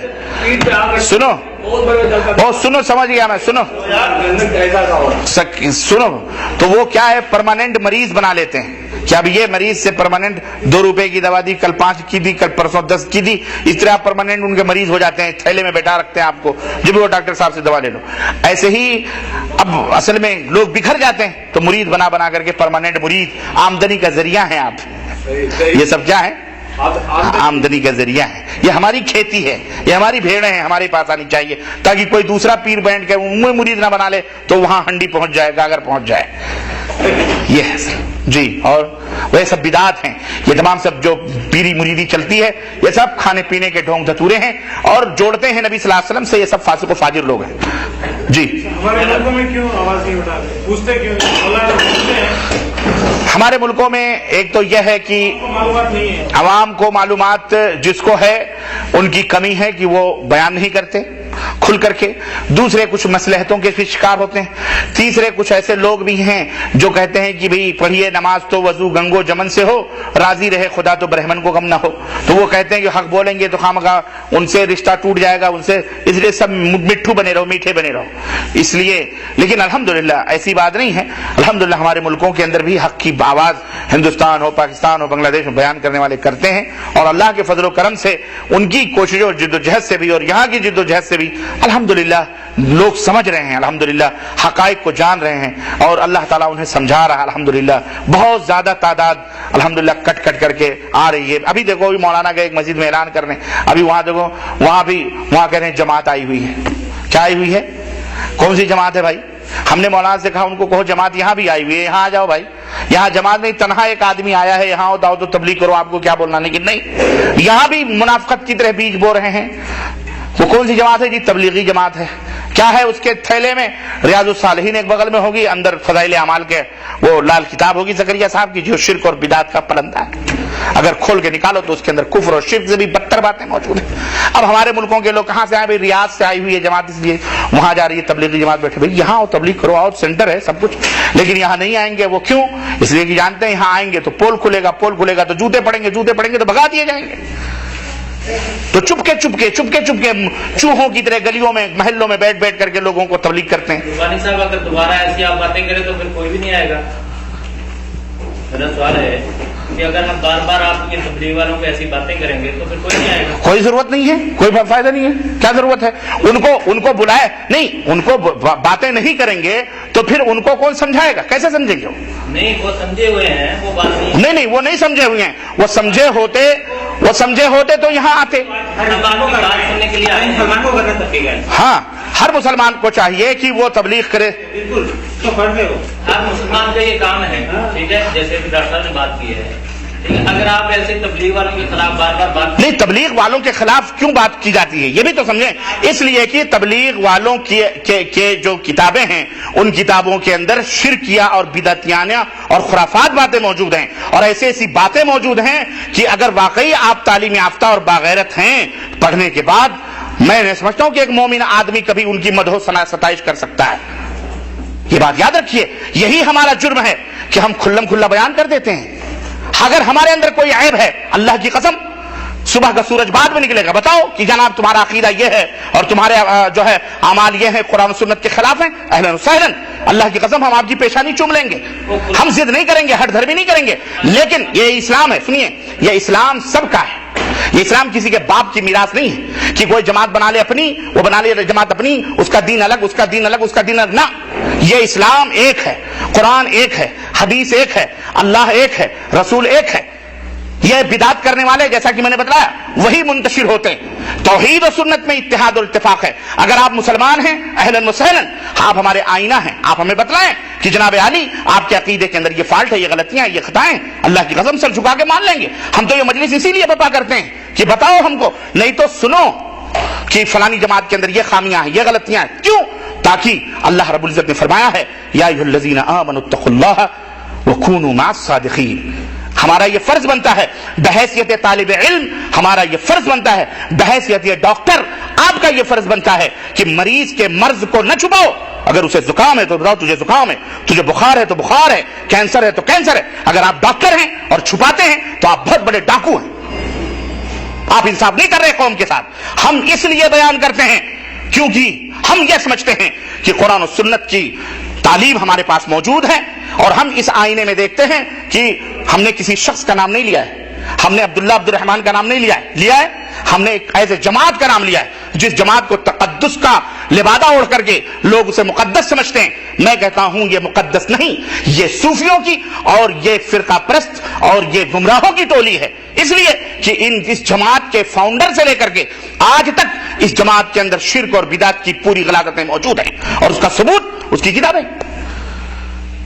آپ کی سمجھ میں نہیں آتا ہے, آپ دلائل مانگیے ادب سے, احترام سے. ہم نہ دیں تو ہمارا گریبان پکڑیے, اگر ہے تو توبہ کیجیے, تعصب نہ کیجیے, اندھی تقلید نہ کیجیے, ہرگز نہیں. اگر اس کائنات میں کوئی معصوم ہے تو صرف ہمارے اور آپ کے نبی حضرت محمد رسول اللہ صلی اللہ علیہ وسلم. وہی اتھینٹک ہیں, وہی سپریم کورٹ ہیں, وہی آخری جج ہیں, وہی فیصل ہیں. اپنے ایمان کو, اپنے عقیدے کو, کوئی بڑے سے بڑا مولوی ہو, کوئی بڑے سے بڑا شیخ الحدیث ہو, کوئی بڑے سے بڑا پیر ہو, آسمان میں جو ہے مسلح بچھا کر کے چل رہا ہو, سمندر کے اوپر کھڑاؤ پہن کے, چپل پہن کے چل رہا ہو, اگر اس کا ایمان اور عقیدہ ہم تولیں گے قرآن و سنت کی روشنی میں, اگر صحیح ہے تو ٹھیک ہے, نہیں صحیح ہے تو جوتے کی نوک پر. ہم نہیں مانتے اسے ولی اللہ, ہم اسے شعبۃ آباد جادوگر سمجھتے ہیں. کیوں؟ ہمارے پاس اصول ہیں, ضابطے ہیں. ان اصول ضابطوں کی روشنی میں میں نے آپ سے بات کری ہے, معاف کیجیے گا, میں نے کوئی اول فول باتیں نہیں کری ہیں. اور اگر ہے ہاتھو برہانکم ان کنتم صادقین, آپ ہماری تائید کیوں نہیں کر رہے ہیں؟ آپ کو اگر کہہ دیا گیا جماعت تبلیغ آپ جو ہے دل برداشتہ ہو گئے, اس کا مطلب یہ ہے کہ آپ کے دل میں ان کے تعلق سے کچھ نہ کچھ محبتوں کے گوشے موجود ہیں, اور موجود ہیں. اس لیے میں نے بات کہی کہ یہ محبتوں کے گوشے اہل حق کے ساتھ ہونے چاہیے, اہل توحید و سنت کے ساتھ ہونے چاہیے, اہل بدعت کے ساتھ نہیں ہونے چاہیے. ورنہ اللہ کے رسول صلی اللہ علیہ وسلم نے فرمایا المرء مع من احب, آدمی کا حشر اسی کے ساتھ ہوگا جس سے وہ محبت کرتا ہے. اگر آپ کو, ہم کو, اگر کسی انسان کو ابو جہل پسند ہے جائے اس کے ساتھ, اگر کسی کو ابو لہب پسند ہے جائے اس کے ساتھ, ہمیں کیا اعتراض ہے؟ لیکن ہمیں پسند ہے تو ہم اس لیے یہاں آگے بیٹھے ہیں, تو جو بھی دین کا کام کرتا ہے ہمیں وہ پسند ہے. نہ, جو دین کا کام قادیانی بھی کرتا ہے. سنیے, ہر دین کا کام کرنے, میں نے ابھی شروع میں بتلایا ہے کہ دین کا نام لے کر میرے بھائی بہت سارے لوگ نماز کی, سنیے ابھی میں نے ابتدا میں بتلائی ہے, نماز کی تعلیم, روزے کی تعلیم, حج کی تعلیم, یہ سب دین ہے کہ نہیں دین ہے؟ یہ قادیانی بھی دیتا ہے, شیعہ بھی دیتا ہے, مرزائی بھی دیتا ہے, بہری بھی دیتا ہے, خوجہ بھی دیتا ہے, قبر پرست بھی دیتا ہے، مزاری بھی دیتا ہے، قبوری بھی دیتا ہے، سارے دیتے ہیں.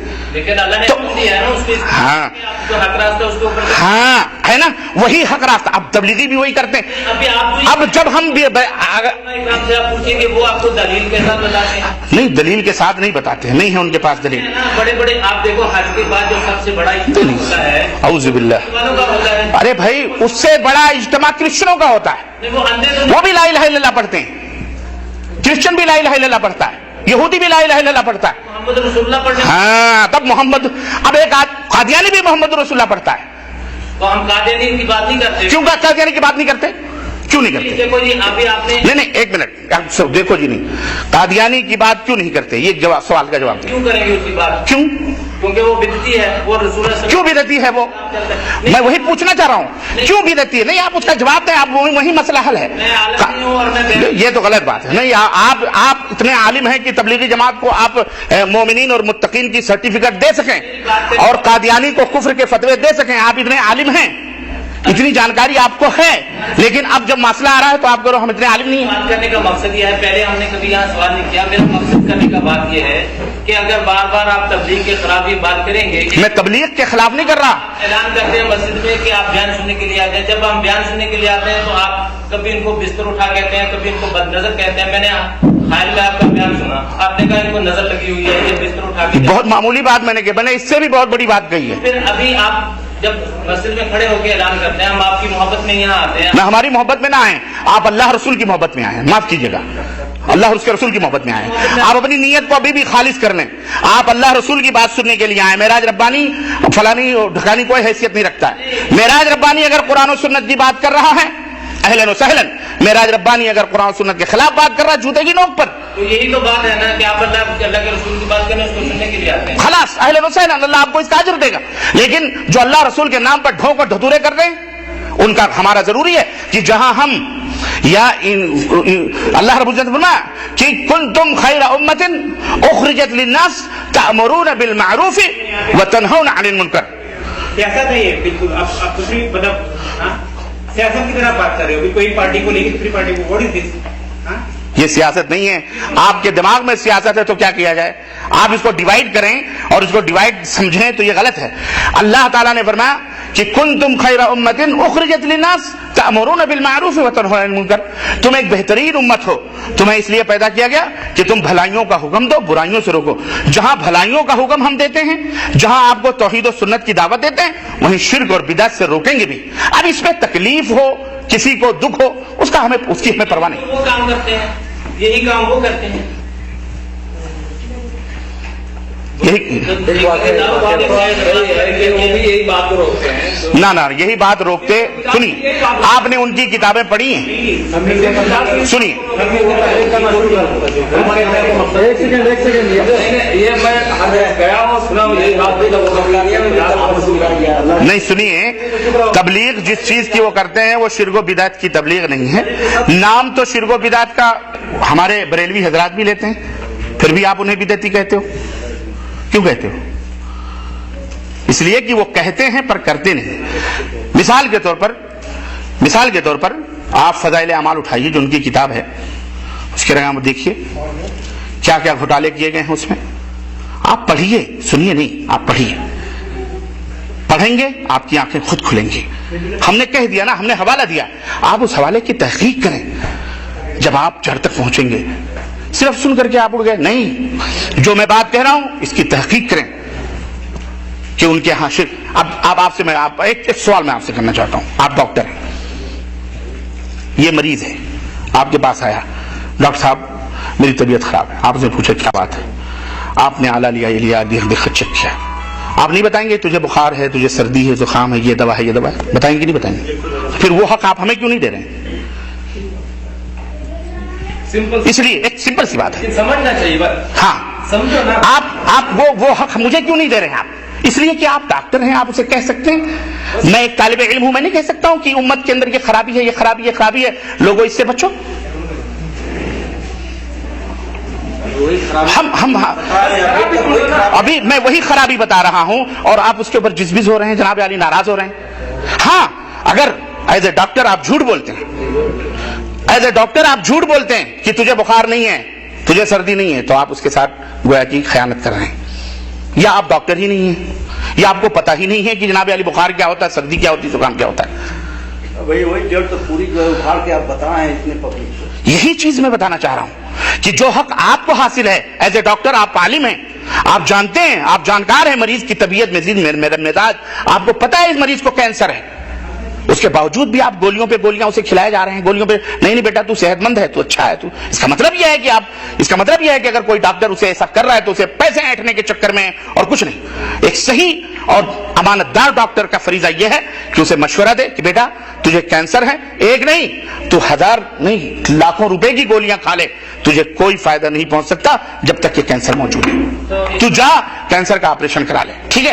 ہم بھی یہی کہتے ہیں کہ کوئی بھی انسان ایز اے جماعت ہو یا ایز اے تنظیم ہو یا ایز اے تحریک ہو، ایز اے فرد ہو، اگر اس کے اندر شرک اور بدعت کے جراثیم موجود ہیں، اللہ کی قسم وہ نماز نہیں، روزے نہیں، وہ دنیا بھر کی دعوت دے دے، اس کے منہ پہ مار دی جائے گی، اس کا کوئی فائدہ نہیں۔ یہی بات ہم کرتے ہیں کہ نہیں کرو، تو پھر اختلاف کیوں کرتے ہو بھائی؟ تو پھر آپ کو تکلیف کیوں ہوئی؟ ابھی بات یہ ہے کہ ابھی آپ نے ڈاکٹر صاحب کی مثال دی ہے کہ ڈاکٹر صاحب اس کا علاج نہیں کرتے تو یہ غلط کرتے ہیں، تو اس کا مقصد یہ ہے کہ جتنے علماء اکرام ہیں وہ بالکل فارغ ہیں۔ اب تو مقصد یہ ہے کہ جتنے علماء اکرام ہیں دنیا میں، وہ ڈاکٹر صاحب سے پوچھئے کہ اگر 10 ڈاکٹروں نے مل کر کے کہہ دیا کہ یہ مریض صحیح ہے، اور ڈاکٹر صاحب کی اپنی تحقیق اور تفتیش سے اور حقائق سے اور باقاعدہ دلائل سے کہ یہ آدمی واقعی مریض ہے، اب وہ کہہ دیں ہم تو جی 10 ڈاکٹروں سے کہہ کر کے آئے ہیں تو ہم کیسے مریض ہو سکتے ہیں، تو اور وہ مر جائے تو اس کا ذمہ دار کون ہے؟ تو خلاص، تو ایسے ہی 10 جاہل بھی ہو سکتے ہیں، وہ عالم نما جاہل بھی ہو سکتے ہیں، لیکن ہم علماء اکرام کی بات کرتے ہیں۔ بھائی آپ علماء کرام کی، آپ قرآن و سنت کی بات کریں نا۔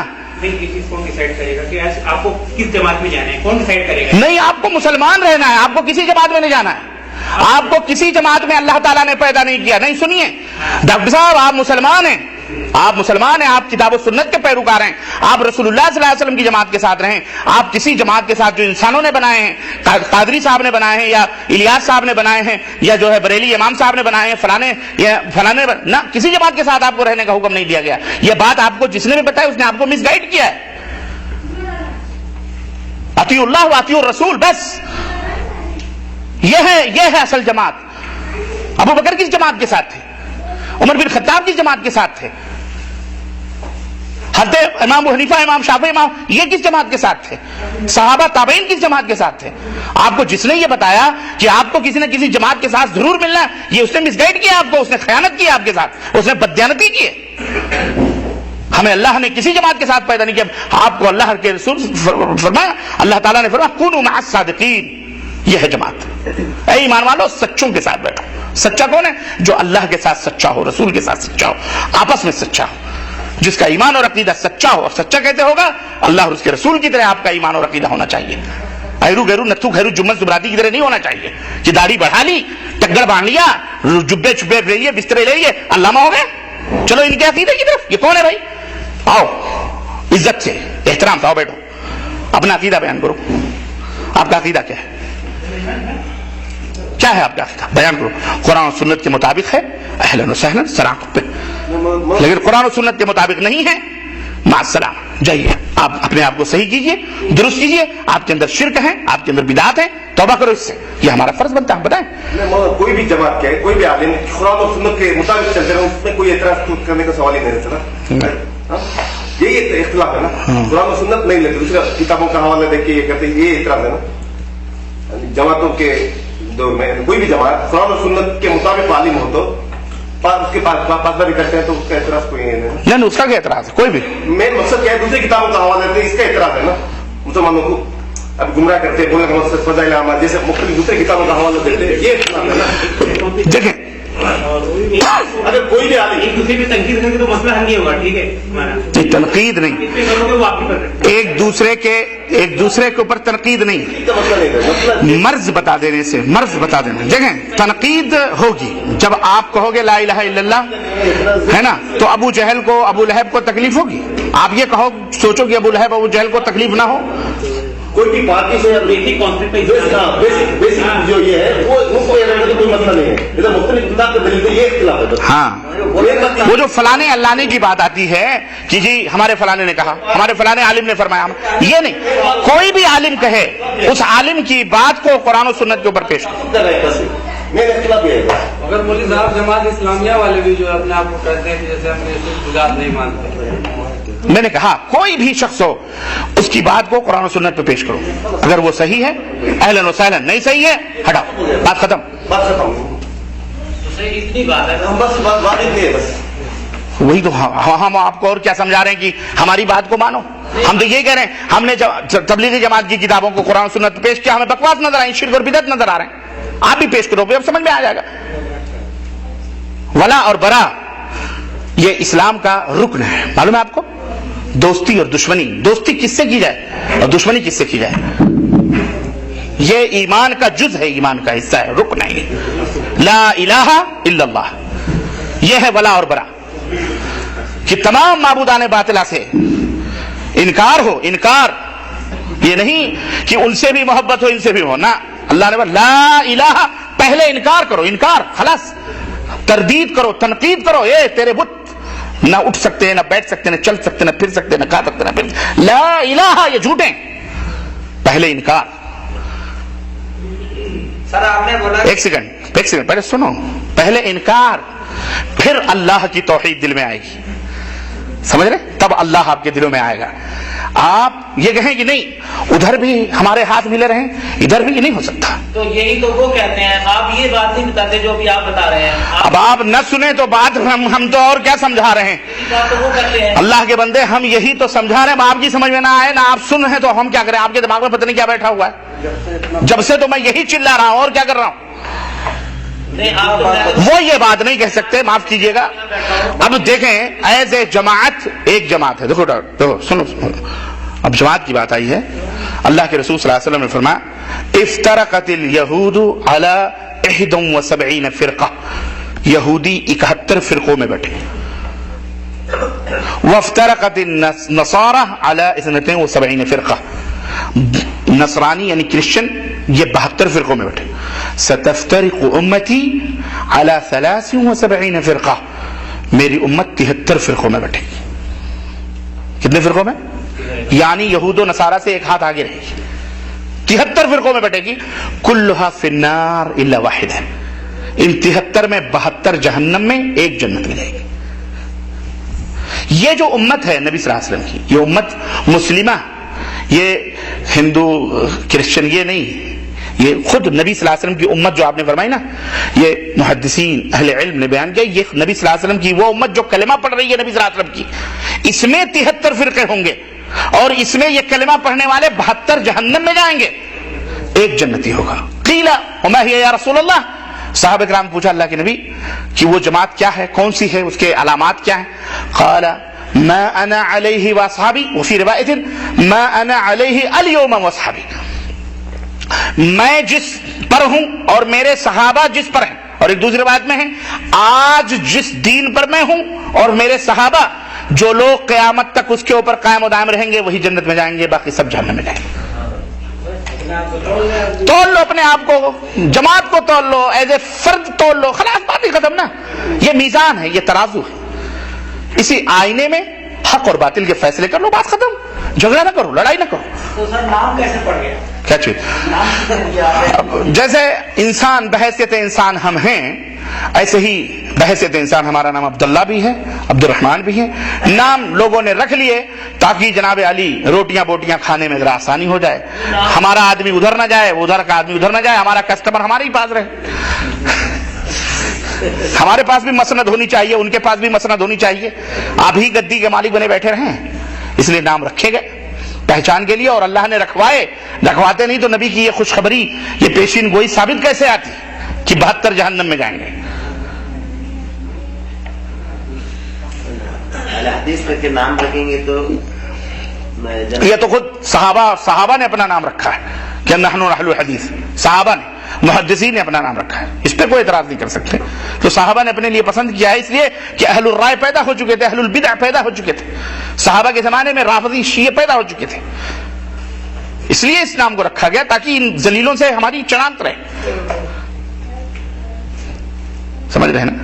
ورنہ وہ بھی اپنے آپ کو مسلمان کہتے, خوارج بھی اپنے آپ کو مسلمان کہتے, جو حضرت علی اور حضرت امیر معاویہ اور دیگر صحابہ کو کافر کہتے تھے, برجستہ کافر کہتے تھے, علی کافر ہے,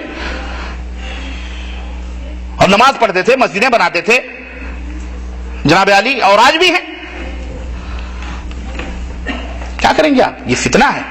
اس فتنے میں ضرورت اس بات کی ہے کہ ہر امت کا فردن اپنے دماغ کو کھولے, قرآن و حدیث کا مطالعہ کرے, اور خود دین کو سمجھنے کی کوشش کرے, اور اہل علم سے رجوع کرے جن کے بارے میں اسے یقین ہے کہ واقعی یہ ہمیں صحیح بات بتائے گا. اس سے پوچھے, اور ایک سے نہیں 10 سے پوچھے. جیسے ایک ڈاکٹر سے پیٹ نہیں بھرتا تو 10 ڈاکٹر کے پاس, اور ڈاکٹروں میں بھی کئی کیٹیگریاں ہوتی ہیں. یہ کچھ ڈاکٹر یہ تھیلے چھاپ ہے, وہ فلانے چھاپ ہے, وہ ٹکانے چھاپ ہے, کوئی MBBS ہے, کوئی BO سے, کوئی کچھ ہے, کوئی کچھ ہے, کوئی ڈاکٹر کے یہاں کمپیوٹری کر کے بھی ڈاکٹر بن جاتا ہے, اور ڈپلیکیٹ سرٹیفکیٹ. ہمارے یہاں بھی ایسے مولویوں میں ہے بھائی, مولوی کی خدمت کر کے کرتے علامہ بن گیا, اپنے آپ کو ٹوپا ٹپی لگا لیا, جیسے ڈاکٹر بن گیا, ایسے یہ بھی بن جاتا ہے. تو اس کو ڈاکٹر نہیں کہتے, لیکن بن کر کے لوگ غلط سلط دوائیں دیتے ہیں, مرتے ہیں لوگ, اپنی کمائی کرتے ہیں. ہر ڈپارٹمنٹ میں ایسے ڈپلیکیٹ لوگ موجود ہیں. ایک ڈاکٹر اگر اس نے علم نہیں حاصل کیا ڈاکٹری کا, اور وہ چلے انجیکشن لگانے, تو آپ اس کے خلاف آواز اٹھائیں گے کہ نہیں اٹھائیں گے؟ ایک شخص جس کو علم ہی نہیں ہے, وہ کہنے تبلیغ کرنے, فاقد الشیء لا یؤتی شیء, وہ کس چیز کی تبلیغ کرے گا؟ ہم کو بتائیں. جو جاہل ہے بیچارہ, اسے علم کی ضرورت ہے, اسے قرآن کی ضرورت ہے, اسے خود اندھا کیا دوسروں کی رہبری کرے گا؟ کہاں سے آ رہے ہیں؟ ایران سے آ رہے ہیں, کہاں سے آ رہے ہیں؟ انگلینڈ سے آ رہے ہیں, کہاں آ رہے ہیں؟ امریکہ جا رہے ہیں. تو خود جاہل ہے بیچارہ, عالم نہیں ہے وہ. کہاں جا رہے ہو؟ تبلیغ کرنے جا رہے ہو. تبلیغ کہتے ہیں پھیلانے کو. کیا تم پھیلا رہے ہو؟ تمہارے پاس ہے کیا؟ کچھ نہیں. پھر بھی اس کا نام تبلیغ تم نے رکھا ہوا ہے. یہ کیا حماقت ہے؟ یہ اللہ کے نبی صلی اللہ علیہ وسلم نے, صحابہ کرام نے بھی تبلیغ کی, ہم بھی تبلیغ کر رہے ہیں, لیکن پہلے علم حاصل کرو, پہلے علم, پھر اس کو پھیلاؤ. علم ہے ہی نہیں, ہم پھیلائیں گے کیا؟ جب کوئی مسئلہ پھنسے گا تو جی امیر صاحب سے پوچھ لیجیے, ہم تو عالم نہیں ہیں. ارے ابھی تک تو آپ عالم کی بات کر رہے تھے, تبلیغ کرنے نکلے, اب جب آپ پھنسے تو کہہ رہے ہیں عالم نہیں ہے. غلط بات ہے. اس لیے یہ بغیر علم کے کسی کو فتویٰ دینا, کسی کی تبلیغ کرنا, بغیر کسی بات کے جانے ہوئے جہالت میں اس طرح کی حرکتیں کرنا, یہ حرام ہے. یہ حرام ہے. یہ علماء کا میدان اتنا گھٹیا نہیں ہے جتنا دنیا داروں نے سمجھ رکھا ہے. اپنے اپنے میدان میں تو ہمیں نہیں گھسنے دیتے. کسی انجینئر ہے تو آپ کو کیا پتا ہے انجینئر کیا, سیاست آپ کو کیا معلوم ہے سیاست ہے, ہم ڈاکٹر آپ کو کیا معلوم ڈاکٹری. جناب علی یہی قرآن اور حدیث ہی ایک گھٹیا میدان ملا ہے کہ جو بھی داڑھی اور مونچھ بڑھا لے, ٹوپی لگا لے, علامہ بنے پھرے. نہ, اہل علم نے اس کے اوپر قدغن لگائی ہوئی ہے. اہل علم محدثین باقاعدے, یہاں تک امام احمد بن حنبل رحمۃ اللہ علیہ سے پوچھا گیا کہ اگر ایک آدمی بہت بڑا متقی ہے, پرہیزگار ہے, اور نماز پڑھتا ہے, سب کچھ کرتا ہے, لیکن اس کے بارے میں یہ ہے کہ وہ جھوٹ بول دیتا ہے, تو آپ بتائیں کہ اس کے بارے میں یہ بتایا جائے کہ وہ جھوٹ بولتا ہے کہ نہیں بتایا. امام احمد بن حنبل کہتے ہیں اہل السنہ والجماعہ کا منہج ہے کہ اس کو سب سے پہلے بتایا جائے کہ یہ جھوٹا ہے. کیوں؟ اس لیے کہ وہ جھوٹا ہے, وہ اس کے اندر ایک خرابی ہے, اور بقیہ نیکیوں کی وجہ سے لوگ اس خرابی کو بھی اچھا سمجھ کر کے پکڑ لیں گے. اس لیے اس کو پہلے بتایا جائے یہ جھوٹا ہے, پہلے بتایا جائے کہ یہ جھوٹا ہے, تاکہ اس کی خرابیوں کو لوگ اچھا سمجھ کر کے نہ اپنا. کیونکہ وہ تو ہے جہاں تک نماز, روزہ, حج, زکات, وہ نہیں بیان کیا جائے گا, اس کا نہیں بیان کیا جائے گا. اس کی نماز, روزے اس کی ذات تک ہے بس. لوگوں کو وہ نماز پڑھتا ہے اپنے لیے پڑھتا ہے, ہمارا کوئی فائدہ ہو سکتا ہے, لیکن وہ جھوٹا ہے. لوگوں کو بتایا جائے یہ جھوٹ بولتا ہے, تاکہ اس کے شر سے لوگ محفوظ رہیں. ایسے ہی کوئی بھی جماعت, کوئی بھی فرد اگر شرک اور بدعت کے اندر ملوث ہے, اس جماعت کے بارے میں بتایا جائے گا کہ اس جماعت کے اندر شرک اور بدعت ہے, تاکہ اس کی اور دیگر خرابیاں اس کے اندر منتقل نہ ہو سکیں, وہ اپنے اور جراثیم کو ان کو منتقل نہ کیا جائے. یہ محدثین کا اصول ہے, اور یہ امت کا اصول ہے, یہ اللہ اس کے رسول کے اصول ہیں. یا ایھا الذین آمنوا ان جاءکم فاسق بنبأ فتبینوا, کوئی بھی شخص خبر لے کے آئے اس کی تحقیق کرو. بغیر تحقیق کوا کان لیا جا رہا ہے, کوے کے پیچھے مت دوڑو. آج اسی لیے ہم گمراہ ہوئے, آج اسی لیے ہم بھٹک رہے ہیں اور جہنم کے راہوں پہ چل رہے ہیں. اللہ سے توبہ کریں ہم, اور اللہ سے ڈریں, اور سچے لوگوں کے ساتھ بیٹھیں, سچے لوگوں کے ساتھ. ایک جماعت جنتی ہے, باقی سب جہنمی ہے. وہ جماعت موجود ہے الحمدللہ، قرآن و سنت کی جماعت ہے الحمدللہ، اس کے ساتھ بیٹھو اٹھو. لیکن جب پتہ چل جائے ایک آدمی اگر زناکاری میں مشہور ہو جاتا ہے یا پکڑا جاتا ہے، ایک ہی دفعہ بیچارے نے زنا کیا ہے، آئندہ اسے اپنے دروازے پر کوئی نہیں بٹھاتا ہے.